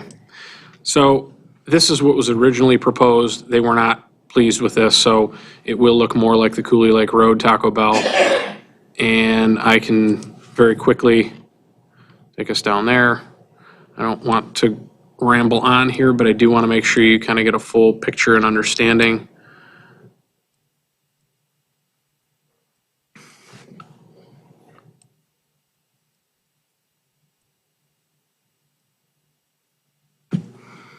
Well, okay. So that's what the front of the Taco Bell down there looks like. So it will resemble that building more than what has been proposed. So I have a quick question. If it's going to resemble that building, will it include outdoor seating then as well? They have a patio out front. Greg, I don't, yeah, at this point, that is not part of their proposal. Perhaps the Cooley Lake Road area is a little, the traffic's moving a little slower and maybe more desirable for there to be outdoor seating, but it doesn't sound like that's a part of their desired plan at this point. But it's a good question. Could it be part of it if possible? It is used on Clear Lake Road, outdoor seating. Yeah, I think it would be allowed. The ordinance would allow that, so maybe that's something that Greg could take back to the group to maybe suggest even a few tables. And this is not a very large area in front of this Taco Bell, so. I'm in agreement with Trustee Smith. I would like to see outdoors also. Yeah. Thank you, Andrea. So that is all I have. It's pretty brief and straightforward, but it's a pretty straightforward project. And if you have any questions for me, I'd be happy to answer them. Otherwise, Mike can cover engineering. Mr. Lufkin, are you happy with the engineering as the way it's laid out? Yeah, Supervisor Kowal, the lot was, it was considered as part of the Meyer development, so it's essentially an outlot. So from a utility and stormwater standpoint, that's already been accommodated as part of the Meyer design. So perfectly happy with, there's certainly some things that need to be addressed, but we'll move forward with that at final site plan time. Right. Okay, thank you. Any questions from the board? Okay, seeing none at this time, I would like to make a motion to give preliminary site plan consideration to the Taco Bell. I'd like to second that, Supervisor Kowal. That is parcel number 1220276-036. Mr. Supervisor, could I just request that in the motion you include, subject to the recommendations of the staff consultants as well as the planning commission recommendations? I was going to get that out. Thank you. It didn't quite make it. Thank you. Mr. Noble interrupted me, okay? Sorry. He seconded me. Very eager. Subject to recommendations of staff and community development director. The planning commission, And the planning please. commission. Thank you. That is my motion. He seconded, correct? Correct. Motion, support, all in favor? Aye. Aye. Ayes have it. Thank you. Bring on the tacos. Request to approve amendment to plan development agreement, preserve at Hidden Lake. Wait, someone. I'm sorry. Can I say one word, please? Certainly. Say thank you, thank you. Absolutely. I brought some boards and so on and so forth. I'm Greg Lotzenheiser with L&A Architects. I'm representing Great Lakes Taco here tonight. I want to say thank you very much for what we just got approved, the preliminary site plan. And yes, we had a lot of consideration about the site. It's a very restrictive site. We looked at a lot of different things, and last at Planning Commission, we talked about the elevations, and we are going to make it very much like the Cooley Lake store that you see. It'll be the metal canopy front, which is about 9% of the building. The building's going to be a brick building, other than that. And as far as signage too, we're going to make concessions there to comply with the signage ordinance, so. We're really familiar with the Cooley Lake building and the site because of the amount of development that the township has focused on down there. So knowing that this product is going to be a cousin thereof, I think there's a lot of satisfaction on the board's part of that. And the simple fact that that's more or less an existing outlot meets satisfaction of the planning department, the planning commission, community development director. This board, great. You're good. And we will take back about the outdoor seating comments too, to our client as Yeah, the well. outside tables would be a nice touch. That community there may not be terribly walkable now, but in the future, we hope to have some more pathways in our community, and people could ride their bike up there and sit outside and have lunch. People do walk across M59 to Myers quite a bit. Right. So So- they might enjoy it. Yeah, Okay, so good. it would be nice to see if it could be worked at. We will take that back. Thank you very much. Thank you. Thanks for coming tonight. For the record, I spoke with, I think, the CFO from Dorch Enterprises, who is developing this Taco Bell. They do own all three. Once this is developed, they will own all three Taco Bells in White Lake, so that's... Trifecta. Having three Taco Bells trifecta. is kind of a lot for a community of 30,000 people, but they're all three owned by the same person, so. Yeah. Okay, well, it's all good. Busy. There's a Yeah. long line. Next item is 9D, request to approve amendment to plan development agreement at Preserve at Hidden Lake. We have a situation at the Preserve of Hidden Lake that is sort of being dictated by mean old Mother Nature. And we have a landlocked pond, body of water, of which the Hidden Lake is about, it's not so hidden now. And that particular water, that level in that lake ebbs and flows with the amount of rain we get and the amount of dry spells that we get. We had a lot of rain in the fall. We've had intermittent monsoons, I'll call them, a couple times last year, along with a tornado. So we had a lot of rain, so it ultimately made some changes in the water level on that particular site, which in turn affects the natural features setback, correct? The rear yard setback Rear as well setback as the natural on features. that. And originally it was planned at one level, and then Mother Nature made a little change and made a few changes. So, Mr. O'Neill, that's kind of the nuts and bolts of it, but go ahead. Yeah, I don't like to read to you, but I'm going to read to you a bit on this one.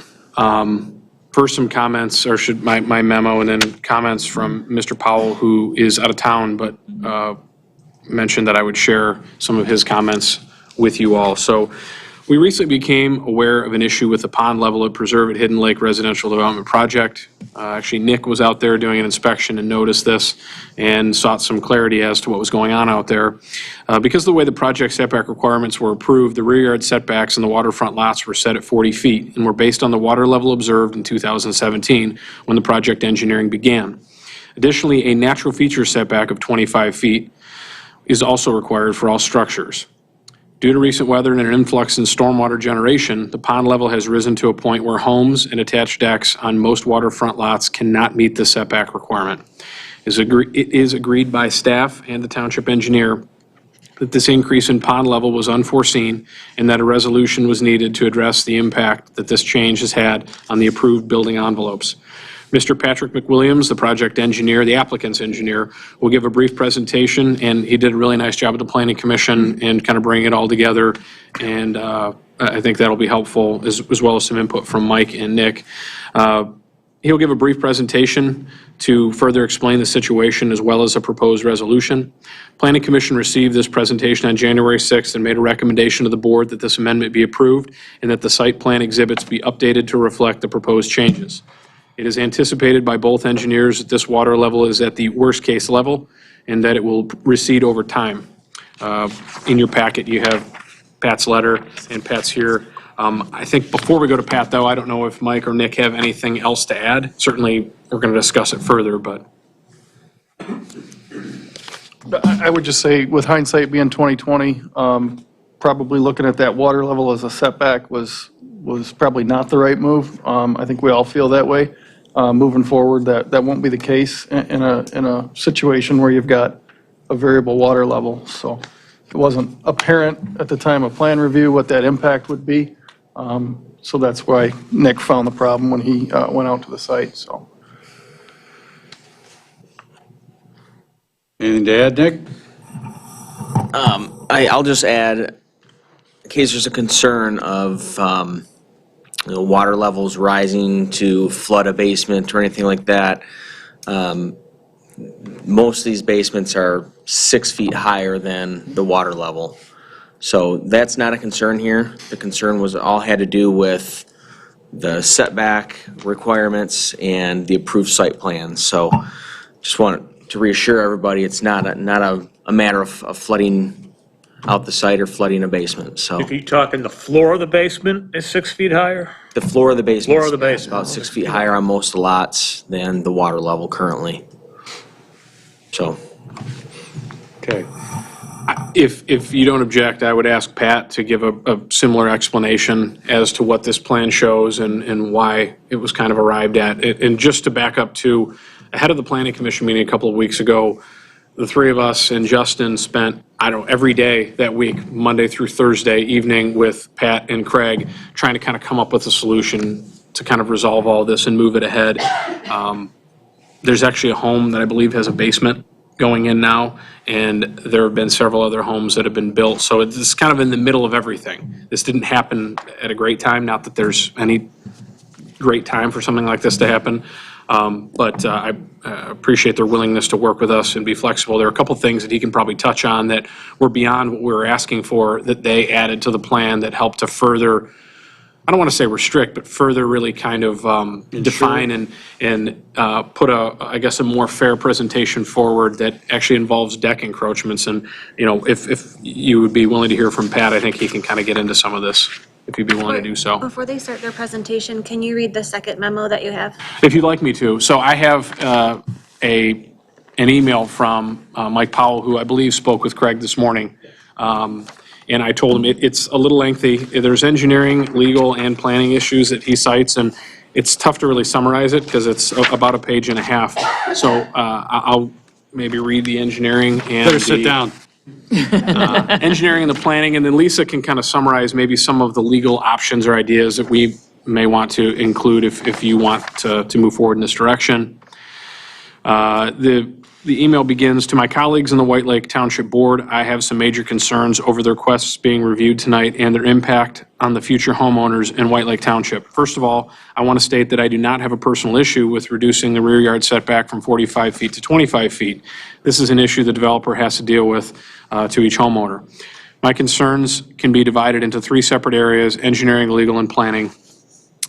First, engineering. Without getting extremely detailed, the elevation of the water in this retention basin has risen, not only due to the amount of rain, but also to the increased amount of stormwater runoff from impervious surfaces that have been directed to the pond. In its natural state, the pond only receives stormwater that fell directly into the pond and whatever flowed in from the groundwater surrounding the pond.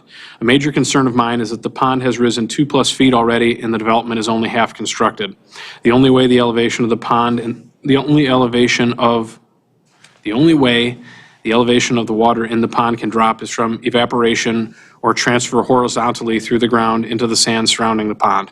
The rate at which the surrounding sandy soils can accept the water from the pond can only be estimated by the development of a hydrological study. This study determines how fast water travels through soils in which direction it will flow. My concern is that not only are we putting more water into the pond, but we are reducing the area of sand for the water to perk through to just the perimeter of the retention basin/pond. The developer and their engineers are representing that the high water in the pond is only temporary and will eventually lower even when the development is fully completed. The problem is, unless the township board holds them responsible, they will not be around if they are wrong and the water continues to rise. The White Lake Township Board has dealt with several conditions where the homeowners association has had to submit petitions to establish an SAD for the township to solve their water problems. I am trying to prevent the township from having to deal with the same issue here. A hydrogeological study should be done to determine how fast the water elevation in this pond could possibly lower, instead of just saying it will. And B, if necessary, determine if a pumped outlet location is possible to the south, into the lake to the south. If the developer and his engineers are correct, then there is no problem whatsoever in the future. If the developers are not correct, then every home around the pond has reason to worry that sometime in the future, their homes could be in danger of flooding. If there were not walkout basements exposed to this retention basin, then an overland flow route from the basin could be established to protect the homes from flooding.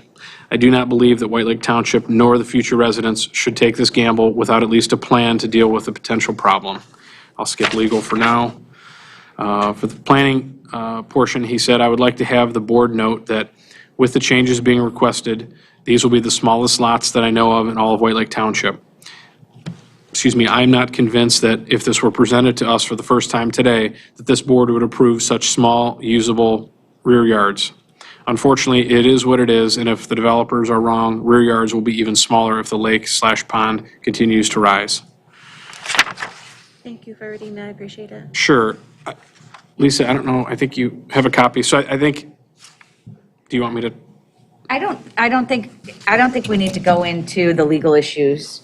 I do think in light of the comments made, and after everybody discusses it, I would suggest that the board not take, I mean, you could take action, but leave it to the engineer, the community development director, and the attorneys to work out whatever amendment to the development agreement that's going to be required to accomplish this.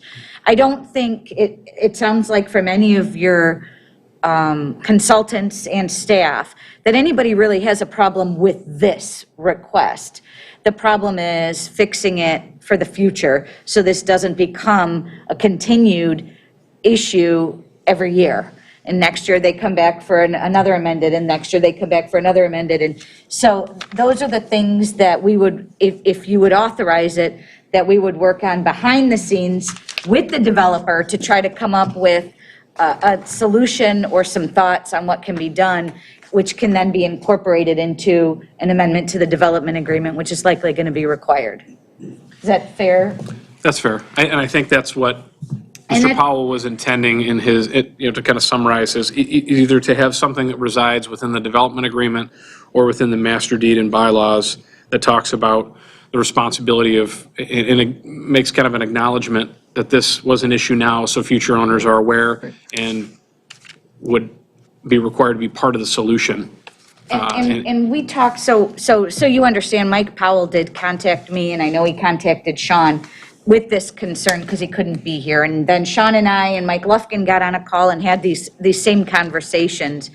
And I do recall, and I can't say exactly, the township had previously, and it might have even been a project that Bruce, you worked on, where the township required as part of the PD that the developer incorporate into the master deed a requirement that residents cooperated in SAD to fix a problem such as this.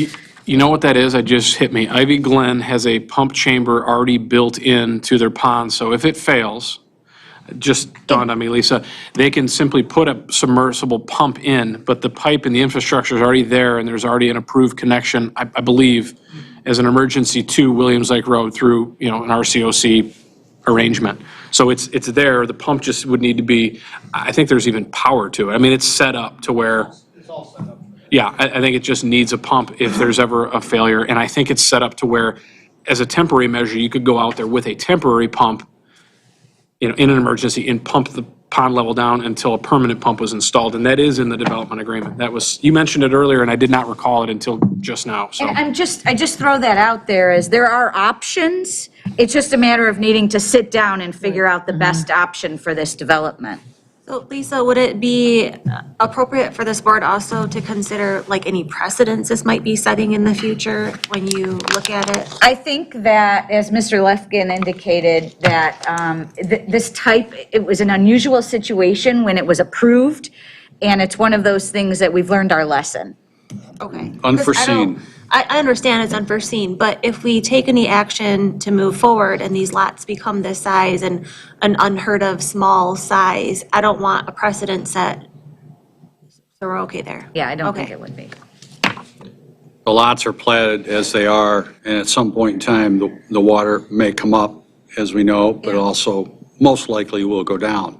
But that remains to be seen. I believe a solution through some common sense engineering and some legal language to ensure that. And you are absolutely correct, because I remember the Ivy Glen a matter, we talked about that in great detail and looked at that project as it was coming together, so that would prevent potentially a long-term problem. Potentially a solution of this sort that could be done. There's multiple lots that are undeveloped yet, that don't have houses on them yet, that they have the opportunity to try to figure out what could be done to remedy that. I'm not sure what you're proposing, or if you are proposing a solution to this problem this evening from an engineering standpoint, but I think that's really something that really should be dealt internally, and I would be more comfortable letting the Civic Center Development Director, the Township Engineer, and the attorney work that arrangement out, and then allow the supervisor to sign those documents once the Township Attorney is satisfied, as long as the engineer and the development director. So are you leaving it in the hands of them and not coming back to this board? Or are you tabling it for them to work on it and bring it back to this I board? don't think it needs to come back to this board. I agree. I think if it's a I'm just solution, asking for clarity of what you're suggesting. I would make that in the form of a motion. Okay. I would, I guess, and I don't know if you want to hear from Pat. I kind of tricked him and he walked up there and then, I kept going and reading. But, all I will say from our perspective is we would like some real direction from you, because we don't want to find ourselves in a situation where there's something we feel that you wanted us to get, and we've got to come back here again because we can't hash it out. So maybe to kind of talk more specifically about what, if any, of the recommended solutions you'd like to see, if you'd like to maybe suggest these all be considered, as long as they're willing to work through that, then I would think you need to have some kind of a control level in there of sort. Okay, something that puts it it reaches a certain level. If it hits that level, then you know that you're going to have to pump that water out, and it's going to have to go somewhere in the event of a problem. And I would repeat what you did at Ivy Glen. I think that's probably the safest way to assure that in the future, if there's a problem, you can remedy it. Now he's going to talk. Okay. Good evening, Pat McWilliams from Kieft Engineering. I think I want to go back to what we designed and what the requirements are and try to give you a little more comfort level, because I believe that what Mr. Powell is bringing up is a little along the alarmist side. The existing pond level in 2017 was 939.10. The amount of area draining to it, which includes, by the way, quite a bit of Union Lake Road, all that, taking that into account, plug and crank formula, 200-year storms, theoretically would raise it 2.2 feet. So from 939.10 to 941.30. That's theoretically, it would raise it 2.2 feet, and that would be the 200-year storm level.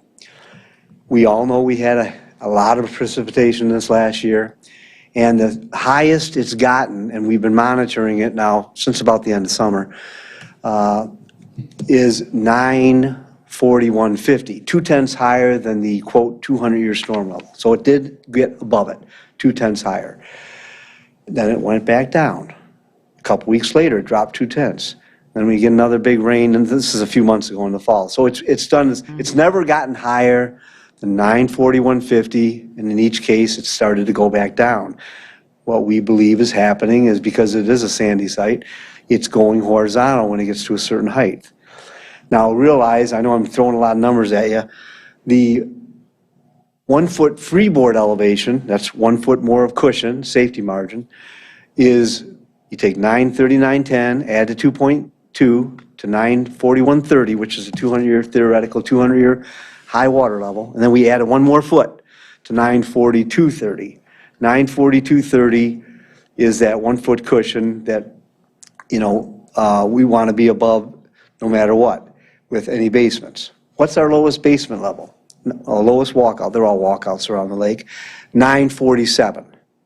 Okay, so we're talking, the highest the water has gotten is 941.50.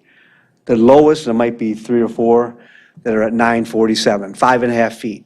What are we talking about in safety margin? We're to design for 200-year storms. We did. it slightly exceeded it. It's not way over, though. It's close. And we had a very heavy year. We have the capacity, if you went up to 1 foot below the lowest floor to 946, we have the capacity of 7 100-year storms. Mike can back me up on this.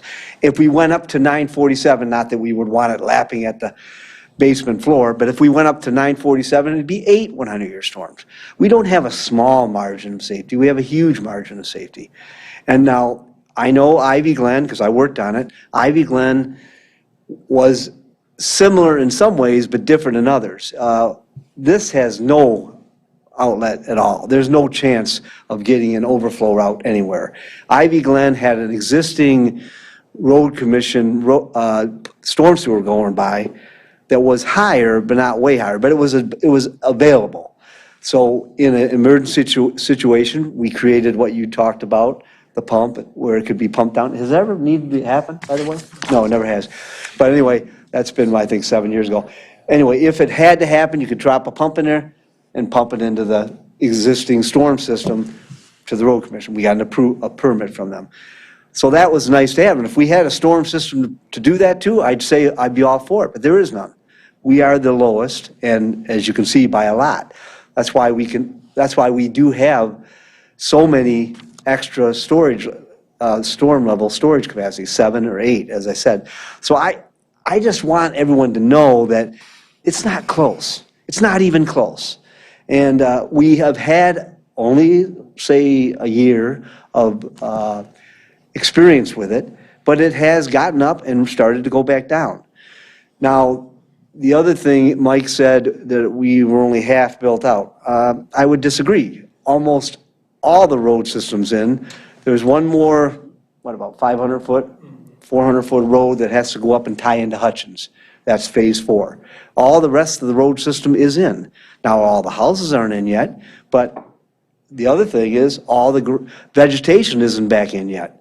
You know, it looks kind of bare, I know, when you first open or clear everything. So it takes a while to get that reestablished house by house. They put the lawns in, and that all slows down that water getting to the pond.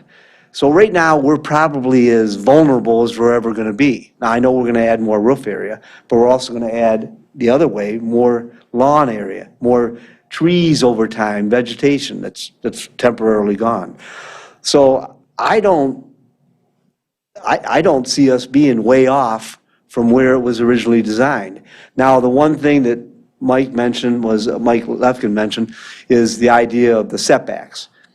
Okay, like it or not, the setbacks were set up and approved from the original water level, 930, 910. Well, when it goes up, it goes out. So what was 40, now they weren't all 40 foot, but what was 40 foot at that time then might go down to 30 foot, or in a few cases down to 25.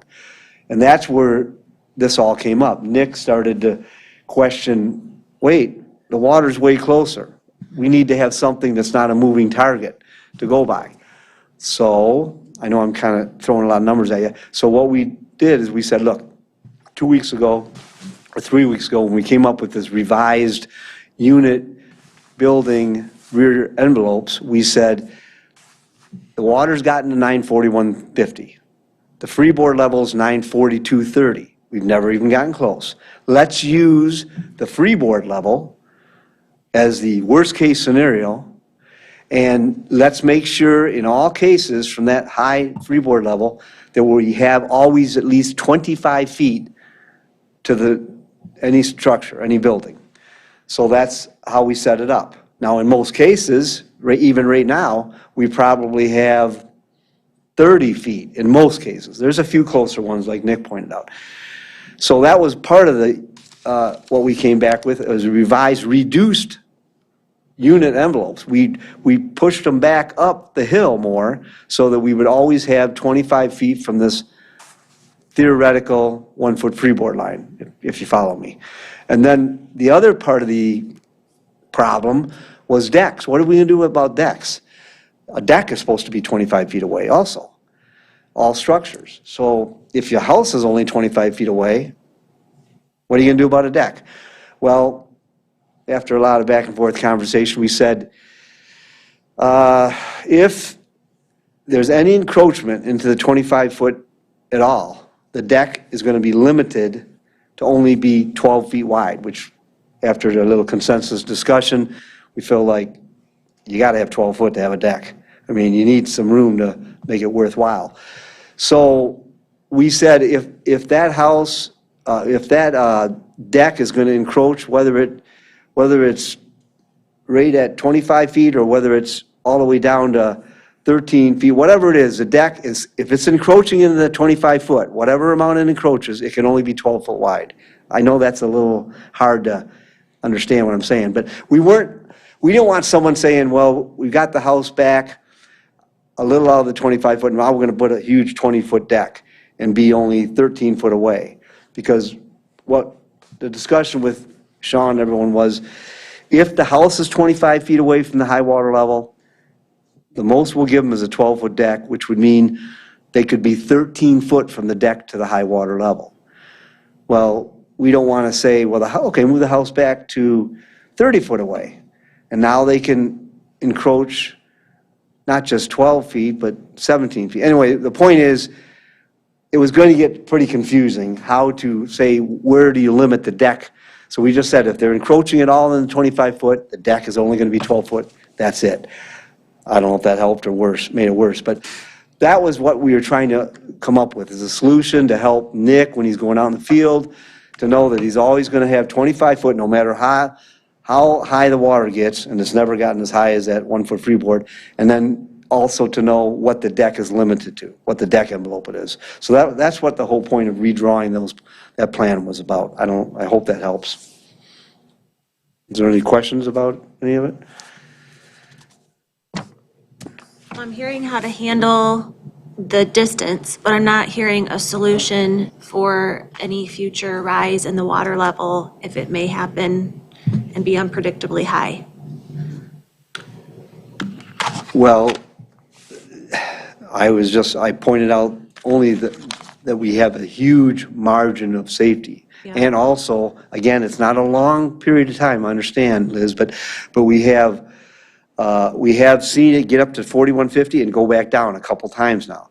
So, I mean, of course, we're gonna monitor it, we're gonna keep monitoring it, but I don't think we're gonna be seeing next year it's a foot higher and the year after it's a foot higher. We're not seeing that now. So, and it's been a very heavy year in precipitation.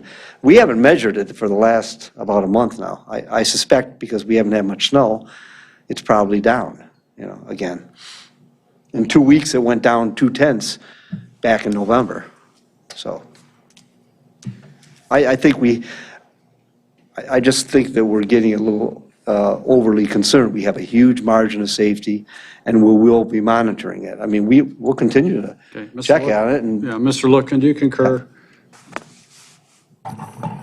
Well, certainly, I agree with what Pat said about the storage volume. Like Nick pointed out before, there's about 5.5 feet of distance from where the water level was to lowest finished floor.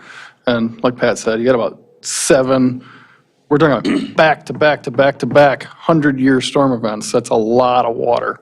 I agree the site is exceptionally sandy. I think as that water level rises, it's going to move out horizontally. You're going to get that lateral movement of water. One of the things Trustee Powell pointed out in his letter was suggesting a hydrogeological study. That's something you guys could consider requiring. It can give you a little peace of mind if that's what we're looking for. Trustee Smith, if that's what you're looking for, I mean, that's something that you could. It hurts, right? So that we don't find ourselves in a future predicament.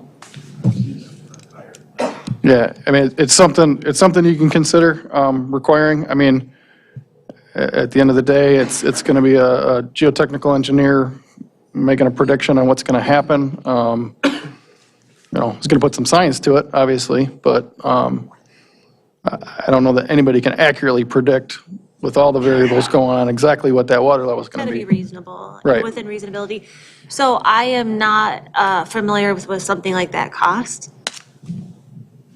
Yeah, I don't know, Pat, if you've ever had commissioned one of those or probably 5,000 plus, I guess, at minimum. Seems like it, because you're probably going to have to. Time is the time Yeah. factor too. Yeah. Significant time. And then kind of some clarity, so you're gonna monitor it, but then when you're completely built out, you are gone. So who monitors it after? The building department, can that be put in language? Or how is that Well, handled? I was just thinking, I haven't talked to you about this, but I think we might have done this at Ivy Glen where you can put in a measuring, that's real visible, maybe at one of the parks or whatever areas, that'll say elevation, like you see along, at rivers and sometimes lake, where they'll have a level and anybody can say, oh, okay, it's down a half foot or whatever. And it could be readily available for anyone to look, see and monitor. But meanwhile, I mean, obviously this is important to us too. We want this to basically go away, the people to get comfortable that this isn't going to keep going up. So we're going to keep checking it. We're out there all the time because, well, we want to be building houses for him, staking houses. So we're going to just keep monitoring. I'm thinking we'll just probably monitor it every month, and maybe we start just having a log that we submit it, shoot it over to Mike or Sean, whoever, and everyone knows what's going on. And after a while, I would think that we would start to, But get more after comfortable. After you're completely built out, Yes. then it's gotta be a resident's responsibility to call in, or it has to be Mr. Spencer's responsibility to check it periodically. That needs to be clarified in language of who's going to continue to do that. Craig has an excellent relationship in the township, and, we're familiar with him, but he will go away after this project is gone. So Well, then what happens? Is it, I don't know, I'm asking, is this something, if we have a device like that where it could be something part of the master deed that someone verifies it on a X number, every month, every so many months or whatever, quarterly or something? We can absolutely build that into a master deed amendment. I guess my only question is, so if somebody goes out and monitors it, and they say, gee, it's up 2 feet. Gotta get his name. And, well, now what? We haven't. Well, we'd have to have an elevation. That's what I'm saying. We'd have to have. But I'm just saying that monitoring it, what we're doing here is we're setting this up and saying, we have such a high safety margin that this should never be a problem. Okay? And so we've got 7 feet of safety margin. All right, now every year somebody's gonna go out and monitor it.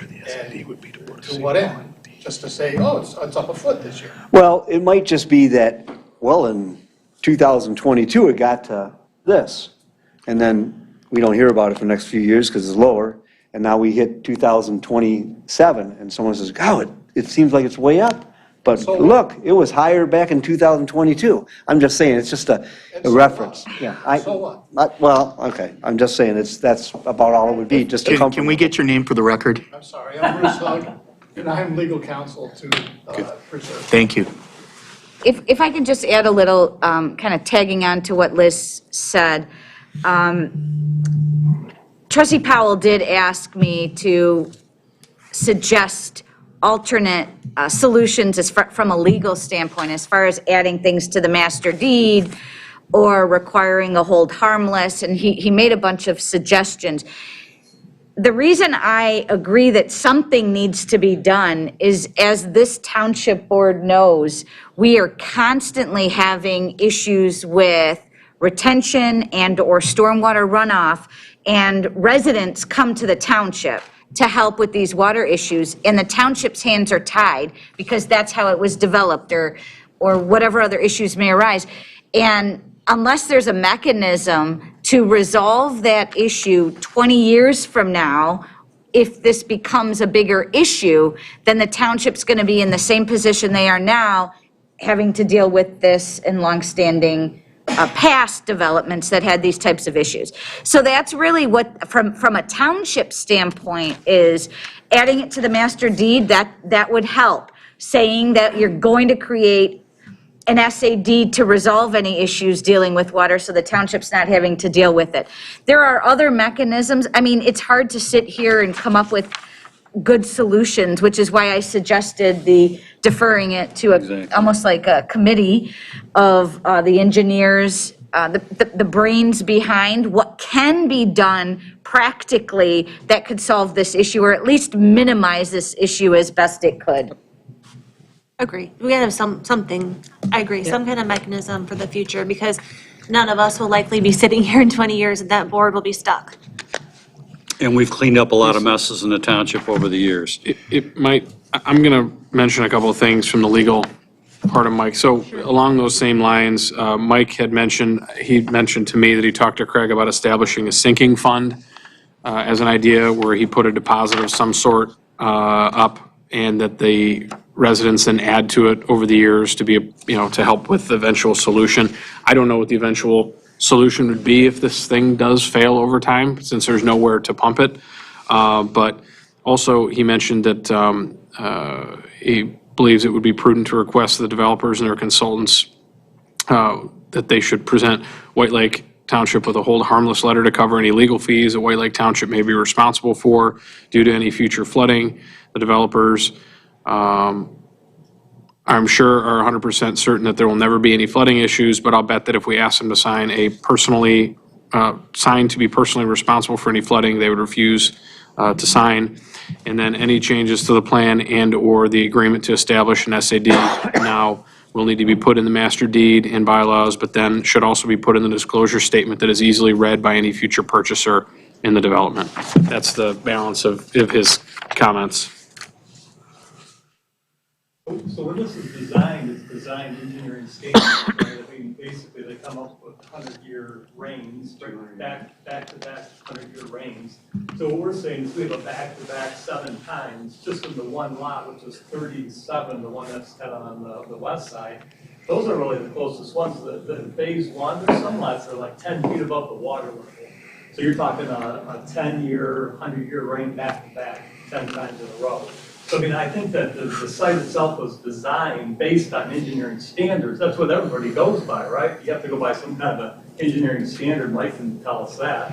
And that's what it's designed by. So, I mean, you can predict the end of the world or whatever, but you can't plan for every single possible thing that might happen. I mean, it's designed based on engineering standards. With a large margin. Yeah, with a huge margin. Yeah, but guys, it already went from 40 feet to 25 feet. From our perspective, it's probably gonna go up higher. Yeah. If you'd have told me a tornado was gonna hit White Lake, I'd tell you you're crazy. With global warming and everything else going on, you guys gotta come up with some kind of plan. If that water rises, The water, as per design for a 200-year storm, would go up 2.2. No design is perfect, it's based on formulas. It went up 2.4. is there a sewer around, Mike? Where is the closest sewer to that? It's close to. Union Lake and We Elizabeth, have a right? huge margin of safety. Could it possibly be pumped into a sewer main, you guys? There is no. If it did? There's far not, away? there's not, Lake Road drains into the pond.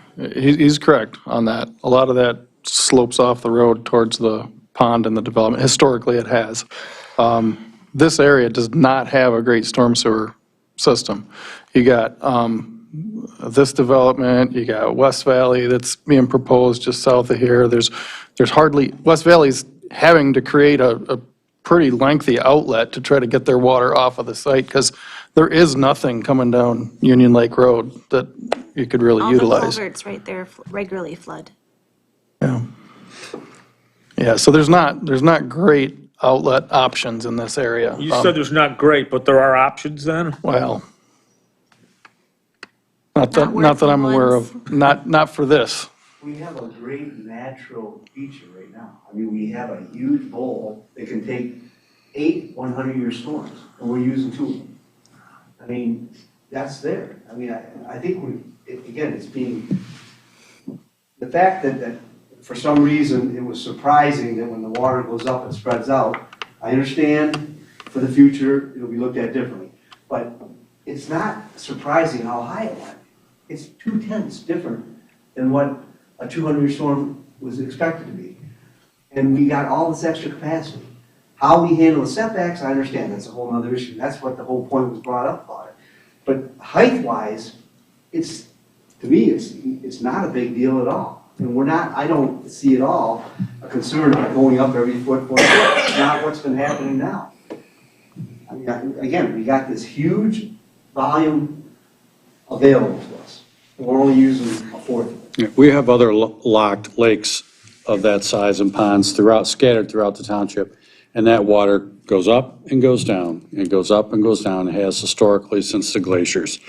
And the considerations for that, I mean, you have to be aware of it, but if you have that level of capacity for, 800-year storms back to back to back, you're going to have, Mandan Lake's going to overflow. You're going to have, a multitude of lakes that don't have a natural outlet that would all overflow and cause greater problems. And you'll get surface evaporation, things of that nature. So it's kind of the natural action that the hydrology does in these particular areas. I don't know how we can put, without an easier outlet, which there doesn't appear to be one in that area, an overflow outlet, but what would you set it at? What's the number? Is it another foot you start to drain off, or is it 3 or 4 more feet that you start to drain off? Who picks that number arbitrarily and maintains that number? And then in this particular case, where does it go?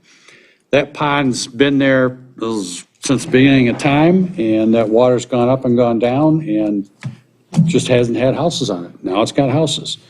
And I do agree that once the greenery goes back in there, a lot of that runoff will subside and be absorbed into the ground.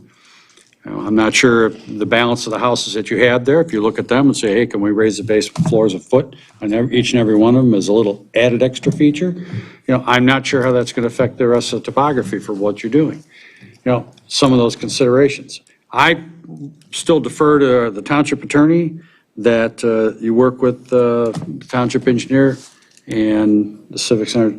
I can't get that out. Too, on the 25-foot setback, that was always there, that has never changed, like on 37, the one that we're speaking of.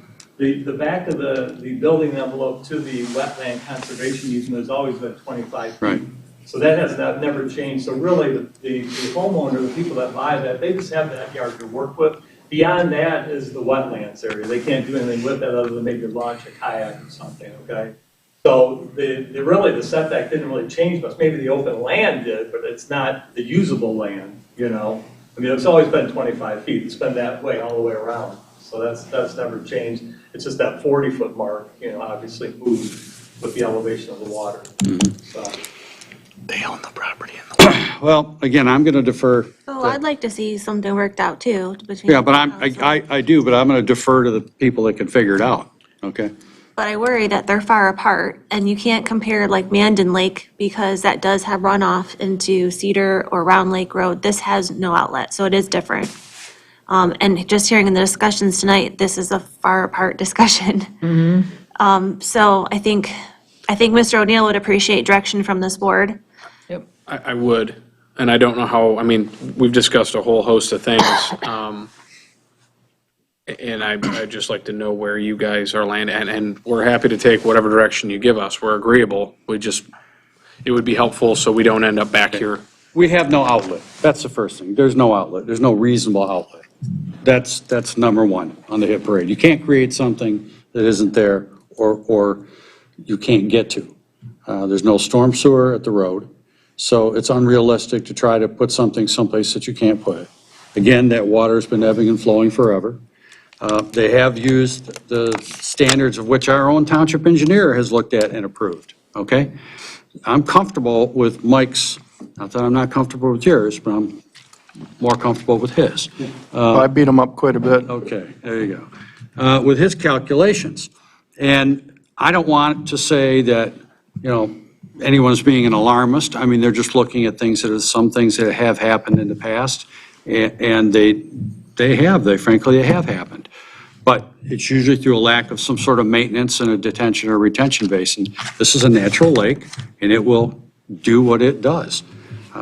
I would only say that, again, what do you set as the level that is a triggering mechanism for something? And then what do you do? Because there's nowhere to discharge. It's more of a what the heck you do with it if it hits. Yeah, it's not as much as the level needs to be monitored. Not so much at what level. Agree. It's You know, what I mean, happens. if you had to bring in 100 dump trucks or septic trucks that were emptied and pumped their own water into there, then that's what you'd have to do, but Then you you gotta have have to some make, plan. then you have to make it the responsibility of the homeowner association, ultimately. I mean, I would say at a minimum that we have to put some language in the master deed. And, Bruce had made mention of that, that's the easy part, but what triggers, what triggers that? My point And so I would precisely. say that some sort of acknowledgement that, something changed from the original approval, and that just so everyone's crystal clear, that the township's not responsible for fixing this private pond, if there's a problem in the future, that it's a private solution. Right. One thing we had talked about the last meeting was possibly pumping water out of there for irrigation. Right. For our entrance, 'cause we do have a lot of common area that we're watering with city water, If there's some way we could work out something, we could pump out of the lake, and that would definitely. Yeah, they have their entryway That was is, one of my notes, is at least if you're on the lake, please pump that water out to water your lawn in the summers. there are 3 parks that are the equivalent of probably close to 4 of the residential lots. And if they're to irrigate, 2 of them are more developed than another. But if they were to somehow tie their irrigation to this, it would be helpful. Yep. Not a ton, but it would be at least helpful, right? I might also add that, to Sean's point about putting things in the master deed, that I went back and looked at this today. In the first amended and restated master deed, we have actually 3 sections that say that the developer during the sales period, and then the association after the developer has sold out, the association is responsible for stormwater maintenance, retention ponds, detention ponds. All of this becomes the responsibility of the association. And there's also a section that says if they fail to do it, the township can take it upon themselves to do it and then add it to the taxes of the people in the association. I guess the only thing is, Bruce, is that something changed. Something changed, and so I feel like maybe at least some basic acknowledgement, and I don't know how we do that.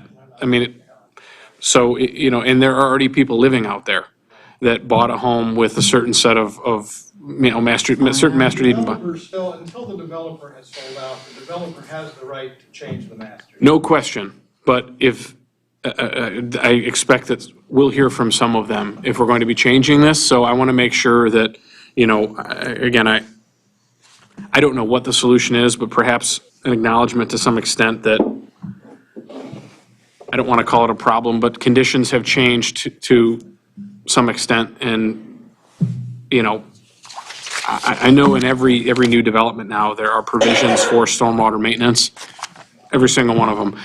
Then The provision's there, but then the maintenance never happens, and then they come back here, and unfortunately, we get involved in. Well, and in this case, the attorneys have to defer to the engineers to tell us what possible maintenance there can be. I don't know what to do with a lake that has too much water in it. I didn't learn that in law school. So we have to rely on the engineers, and whatever they come up with, we can easily put into the master. That's not a problem. So I guess, are you guys comfortable, Craig, I'm just going to say are you comfortable with where the direction of this conversation is going in the spirit of trying to move it along, trying to come up with something, perhaps some sort of document acknowledging this changed the original plan and kind of the whys and what fors so that it's known? And then, I don't know, Irrigation ideas. the irrigation idea is something that we can memorialize. I mean, I think just giving you permission to do it, and obviously the HOA is gonna save money because they're pumping from the pond and not pumping from our water system, so. But, and then the next question, I guess, would be, is that there was talk about some sort of indemnification. I don't know if that's necessary or not, Lisa, I mean, a hold harmless of some sort, maybe we can talk about that too. I'm just trying to come up with some things that at least will minimally address some of the concerns we've talked about and allow us to move forward if that's the wish of the board. Again, I'll defer to council. I believe that council should work with engineering and the group to come up with the solutions and language, or at least an acknowledgement language as such. Not only would I allow the association to use it for irrigation, if you wanted to let some of the lots use it for irrigation, why not? I see 2 folks out here want to say something. Real quick on that, we brought this up at the last meeting. I just want to make sure before we agree to that, there's not any issues, environmental issues, DEQ, Right. anything like that. because Has to be within we don't want to reason. kick them off and say, hey, go ahead and pump your water. Right. Oh, yeah. And there would be an issue down the road. That's got to be looked Really good into. point. Yeah, good point. Yeah, good point. It's got to be looked into. Mary?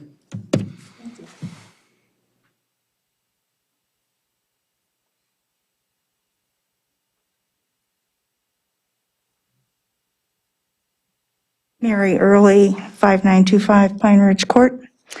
If I recall from the Planning Commission meeting, this 25-foot versus 40-foot setback only pertained to a few lots. Is that correct? Yeah. It's not all of them around the lake. Right, yeah, correct, yeah. How many? I don't know the exact number. Excuse me. Just a handful, maybe 6 of them that are the closest to the water, the rest around the west and the north are quite a ways from So then will that setback be applied to all of them around the lake or only the ones that you know are affected? that would just be the minimum setback. So, I mean, if it comes into that, that would just be what it, but like Pat was saying, you were just dealing with the deck, but we're not gonna be, even the building envelopes aren't at 25 feet, you know what I'm saying? So the ones that are the closest, like 37, the building envelopes within that 25 feet, but I'd say 80% of them are not. The building envelope's not even that close. It's probably like 30, 35 feet. Okay. And then Mike Powell said these are tiny lots. How tiny? What does, half acre? I think that's kind of a Quarter moot acre? point. The reality of it is that the land has already been divided. It is what it is. It's not going to change. And the persons that are going to buy that property are going to buy it for what it is. So there's no problem with that, I think, from the standpoint of the township or planning. And these are things that, when you look at the land at one level, it's one square footage, and the water rises to another. Well, a year and a half from now, that lot could be even larger, because if the water goes down Okay, 2 or so 3 feet, the lot could be bigger. It appears the They're going majority to of the meet the lots. minimums anyway. Yeah. It appears the majority of the lots are north of 80 feet.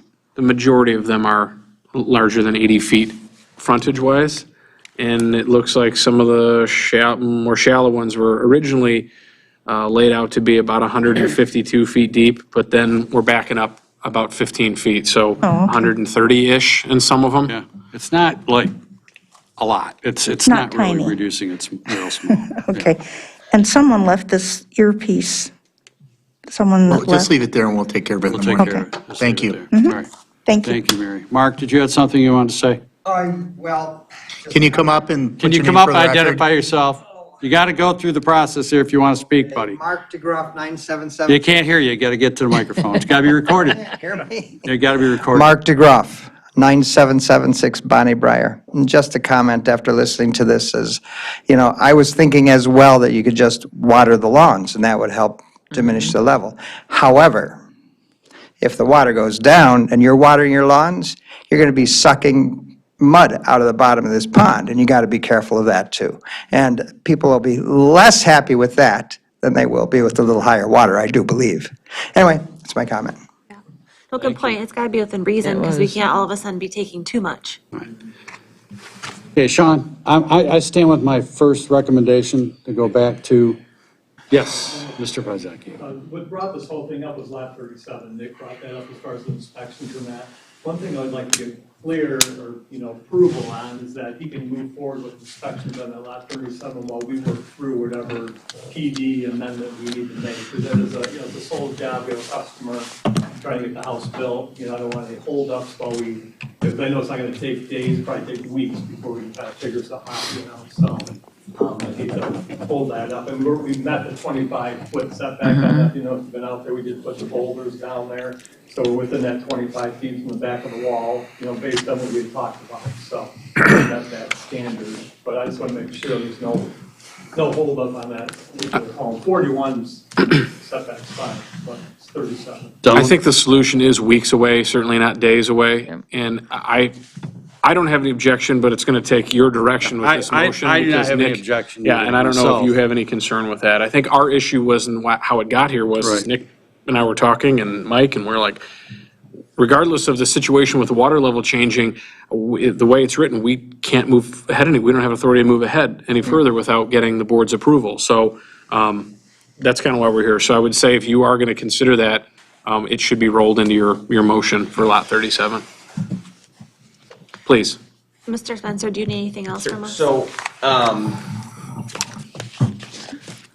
to Mr. Powell's point, I don't believe his concern was necessarily that we're going to flood out basements. His concern was more, you know, we're at 25 feet now. If we raise, let's just say we raise another foot, is that now going to be a 23-foot setback? I think that was more his concern, which I understand. What they have proposed to mitigate that is any property that would potentially have this problem, that a boulder wall would be built at that 25-foot lot line, let's call it a lot line, even though it's not really, but the 25-foot line so that the water won't encroach closer to than 25 feet. So I think that, I don't know if that was really mentioned earlier, so I think that should be noted. And it's on the plan too, so it will be part of it, I but mean, that's a good point. that's establishes the area and puts a protective boundary in, and, you know, would definitely establish that 25-foot mark. And you're not utilizing the existing water level to establish that? They're trying to put that factor of safety on there, so we haven't achieved that yet, so everybody understands. Just one last comment, you guys. You know, maybe it's really unlikely that that water level will ever get to a dangerous level. But, you know, you talk about these 100-year storms. We have a resident sitting right over here that that 100-year storm hit him, except it hit him in the form of sewage, okay? And he had sewage coming through all kinds of places in his property that he never thought possible. So it can happen. It can happen, guys. I'm with you, Mike. I want to see some kind of solution in there. Let's plan for the worst and hope for the best, you know? Again, that's what the engineering does. It's 100-year rain, 100-year rain, that's the standard, engineering standard. So if you want to change the engineering standards, then that, you know, but it's built by the engineering standard. That's all we have to go by. We can't go by what if. You know what I mean? I mean, it's impossible, so. I'm all for the committee idea, guys. absolutely. You know, and my hope is that it finds some kind of outlet for that water, you know, if it ever gets that high, so. I think that's a violation of. They frown on that. That was my idea as well. Well, that's an emergency situation. Wouldn't it clean the pipes out? I don't know. That's the only option. All right, well, I'm going to make a motion that we work with the Community Development Director, the Township Engineer, input from Mr. Trustee Mike Powell to remedy and allow the supervisor to sign and to continue to allow the construction on Lot 37. Mr. And this Spencer, is- do you want to be included in that input? I mean, I'm out there all the time, so He'll be doing a building inspections irregardless. But we could add him into your motion, so he's included. I'm part of community development. So. He's Okay, part there of you go. community development, so he's already in there. Yep. Right, that's And my if I motion. just, if the motion could include specifically give you the authorization to sign the amended development agreement. Yes, and give you the authorization, or give you myself, you got me all going here, okay? You give the supervisor the authority to sign necessary documents, period. Maybe, is it the clerk too? Supervisor and clerk, I think sometimes both sign the development agreement, so. Okay, the Sorry. supervisor and the clerk. Are you Okay. getting all this? I just want to be really particular. Okay. That's my motion. And whatever you come up with gets reported back to the board. Yes. Well, Sean will do. I will, I'll send a copy of it. Sean will do. That's my motion. Looking for support? Support. All in favor? Aye. Opposed? None. Thank you. Okay. Keep Thank going. you. Keep building. Request to approve revised Mojave Cantina license agreement. Mr. O'Neill, what are you up to? Good to see you, Bruce. I I'm sorry think this about is a Lisa, is this a Lisa thing? Mojave Cantina? It I can be. believe you were the one who felt that it should come to the board, which I agree with. In summary, the Mojave Cantina utilized the existing foundation for their previous sign and put a new sign up and had cantilevers over a sewer main. It was on a set of architectural plans that were included in a set of civil plans. Mike and I both signed those plans, but we reviewed the site plan and the engineering plan, not the architectural plans. So it just sort of happened, and I don't think they were doing it to be deceitful. They just combined everything and sheets got added, and so this got missed. And so this is a way of allowing the new, and let me show you the sign. It's a way of allowing the new sign to stand. So if I could step in and kind of supplement. Are you going to do a Sean's- nicer job? Each development is required to sign a sanitary sewer and water main easement. Those easements specifically prohibit installing anything that may interfere with or may threaten to interfere with the facilities in the discretion of the township. And it's my understanding that the sign was actually erected right over or very close to the sewer main, and in Aaron's opinion, threatens to interfere with that utility. And so what we decided to do is put together this license agreement, which basically allows them to use our easement for their sign, but it provides indemnification, hold harmless, and insurance requirements. Yeah, you did a better job than I did. If you look at the plan here, I copied an email that I had, but Outlook won't open on this computer. So if you look right here where I'm kind of circling the arrow, that's where their sign location roughly is. So if I go... Yeah, what's missing from that plan is the location of the water main or sanitary sewer utilities. So it's not clear on that architectural plan that there is any conflict. But then when you look at the engineering plans and you see the location, it's, because the engineering plans that were submitted did not include any modification to that sign. That only came up on the architectural plan that was included in the final set. Sean, I noticed Exhibit B, which is the site plan, is not attached to this license agreement. So if it's approved and ultimately signed, you're going to want to make sure that's in there. For sure. Yes, thank you. So this is what the sign used to look like. I mean, this is a horrible looking sign. And if I go, yeah. Am I right in front of it? That's what they replaced it with. So unquestionably a much nicer sign, but they used, and I don't know if you can really see it under the foundation, they used the existing foundation and they just shifted the bottom of the sign closer to the road. I mean, you can see the hydrant right here. So this, as Lisa very eloquently stated, allows us to go out and make repairs and access the main in this location and are not responsible for damage to the sign that they've placed there. And obviously they have to sign it too. I mean, that's a reasonable trade-off. I mean, they are in our area. I don't think this is an unreasonable request. And there's no great location for that sign. We've got lots of sins of the grandfathers up and down 59. We've got to try to remedy them the best we can. As long as we can get in there and they realize that if that main was to rupture and break and that sign was undermined and came down, it's not our responsibility at this point. And that's how I read this. Correct? Okay, thank you. Okay, any other questions from the board? Looking for a motion to approve the licensing agreement I'll make a motion, Supervisor Koa, to approve the licensing agreement and allow the supervisor to sign. and allow the supervisor and or the clerk to sign.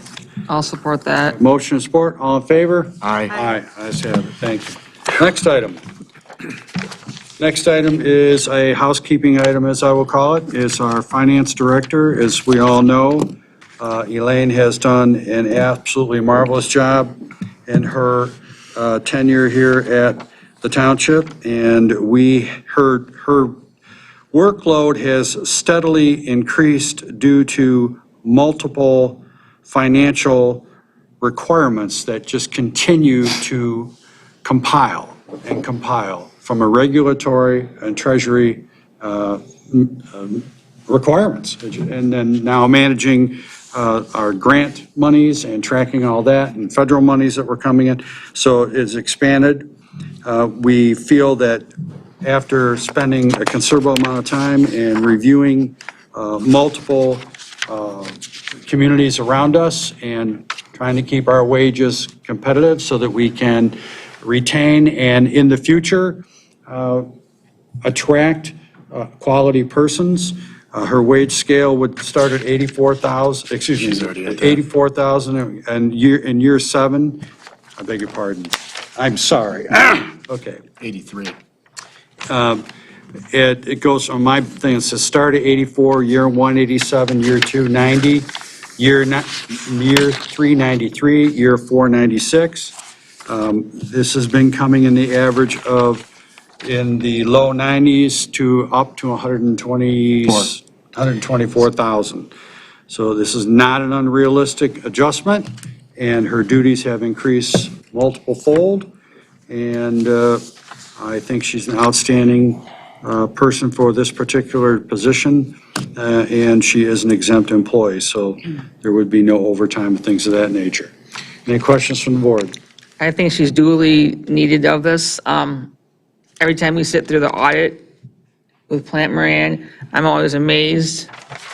And honestly, it's somewhat over my head at times too, because the numbers aren't my thing. So I absolutely am in agreement that this needs to be done to support Elaine. Mr. Roman? Yeah, so I've been working with Elaine for 9 years. She's great. I've never met a better municipal accountant. She helps mentor many other townships. I think the pay rates are just. I just have one issue that I want to share with my fellow board members. And that's that we keep hitting, we keep putting pay raises through one at a time. And that's one way to do it. But I will tell you, you get some animosity amongst the rest of the township employees that see that it's only one person getting a raise each and every time. Independence Township kind of went through the same thing. They did an analysis of everyone, and they presented to their board all the proposed changes at once. I don't know how the rest of the board feels, but that's an idea. I would rather see it done that way, but I definitely support it because these numbers are right in line, and Elaine is certainly deserving of it. Thank you. Anyone else? Go ahead. No, she's an excellent employee. I mean, she's so underrated. She keeps everything really humming in the background. We really count on her, so I'm in support of this. Kind of an unsung hero. Yeah. Elaine works directly for me, our team. I like to use the word team. Elaine is a valuable asset to this township, to the community, to the clerk's office, to accounting department. I think it's fair enough to say, everybody, when you call Elaine for something, her duties continue to grow, her responsibility grows. Further down the road, I see probably she's going to need some more help down the road. But by setting this at 96, our labor attorney, we had discussions where to start. For example, the city of Wixom, which is not nearly as big as our township, their pay is $98,000. I have it right here, and I can pass it down to the rest of the board members. I highlighted it. She's in need of this, and our labor attorney, as we spoke, said if one day we go out to hire someone else, we're starting at 84. Elaine makes just under that right now, and we would be able to attract talent, retain talent, and I would like to see her come in at 96,000. I think that's fair. If you look at the other communities surrounding, such as Wixom, such as Commerce, Wolverine Lake is right around the mid-80s, and they're 1 square mile. So, Anthony, yes, sir. Independence Township is roughly the same size as White Lake. Their finance director is paid over $100,000. Okay. So you're right in line. So I think she's well deserving. I think we all have the same feelings about our staff, and I think the true intent is to get everybody up to retain the talent, and our supervisor's working hard on that with the labor attorney and our human resource manager, Kathy DeRozier. Any other questions from the board? So are you proposing that we start at the 96 and that is, it tops out, or there'll be a continuing scale? Yeah, she would, as time goes on, I mean, this can be reevaluated, but right now, I'd like to see her come in at 96. If somebody were to, for example, come in a year if she had to retire, they would start at 84 and have to work themselves up on that sliding scale, which was prepared by our labor attorney, Mr. Foyner. Agreed. Any other questions? That being said, I will make a motion that Elaine be bumped up to Finance Director with all the duties as described in her job description with the salary taking effect of the 4-year, which is $96,000 at the next pay period. Looking for support. Support. A motion and support. All in favor? Aye. Ayes have it. Thank you. Next item, trustee comments. We actually got there. How did I end up with 2 of those? I just did. Ms. Smith. Okay, I will start. Thank you. A quick library update. They have had some COVID closures recently, so just be abreast of watching their website for current service right now. And they do a great job keeping their website up to date. So just be conscientious of checking their website if you would like to know what's going on. I want to thank all of our residents that came out tonight. It's incredibly important to hear from you. I value your input. I want to thank you for being so interested and invested in our township, and I hear you, and I share in some of the same concerns that were brought up tonight and at the Planning Commission. And I want to assure you that I will be on top of this project and looking at it with an eagle eye. And I want the same things. You know, I live in this community and raising my family as well, and I want many of the same things that were shared as the residents with the Planning Commission. So it is I voted for the zoning. I just wanted to explain that a little bit, primarily because I do have faith in them working like a partnership or a neighbor to our civic center area. I think that's really important. And Mr. Kowal mentioned, you know, if a Target or something came in, we wouldn't have the same outcome that this board is hoping for that whole general area. And I am really putting my faith in them as I'm asking you as residents to put your faith in me and this board, that they will use that zoning uniquely. So that is, you know, I just want to explain to the residents that that's what I'm hoping for, and that's what I'll be watching for as well. I'm not a big fan of the high density in that area, so I'd like to see it a little lower as well. And that's all. It's great to be here tonight, and thank you all for joining us. Thank you. Thank you. Trustee Voorhees. Thank you. Parks and Rec had their first meeting in a couple months, last Wednesday, excuse me, and we are starting to work with Beckett and Rader on our plan for our park since we were given our grant. I'd like to congratulate Jim, Russ, and John, 3 long-term employees of White Lake Township that have retired in the last 3 months. 2 of them from the fire department, and 1 was from the township offices. They had a lot of seniority here, and they were good citizens of our township. And I want to finish off by saying, let's be safe, be happy, and let's be safe, be healthy, and let's get vaccinated. Let's get this COVID craziness under control. Thank you. Can I mention one more thing that you brought up earlier? It made me think a lot of residents said they want to walk the property. I just want to mention, please go in buddy system. It's not the safest property to walk. So if you do want to walk it, just go in like a group or together or something. Yep. Okay, Mr. Noble. I just want to thank our veterans out there for serving the country. Those that are deployed and those that are actively serving in the armed forces. Have a great night. Mr. Roman. Just want to wish all of our residents a Happy New Year, and to my fellow board members, Happy New Year. Let's make it a safe one. To our former board members, Happy New Year. Carol Burkhardt, we hope you're doing well. Carol. Hey, Carol. Hey, Carol. Okay, well, I'd like to thank everyone that came tonight. It's always good to see people come out. You've entrusted this board to do the proper thing. We will do the best that we can. Like I said, you don't always get what you want. Sometimes you get what you need. Sounds like a song, okay?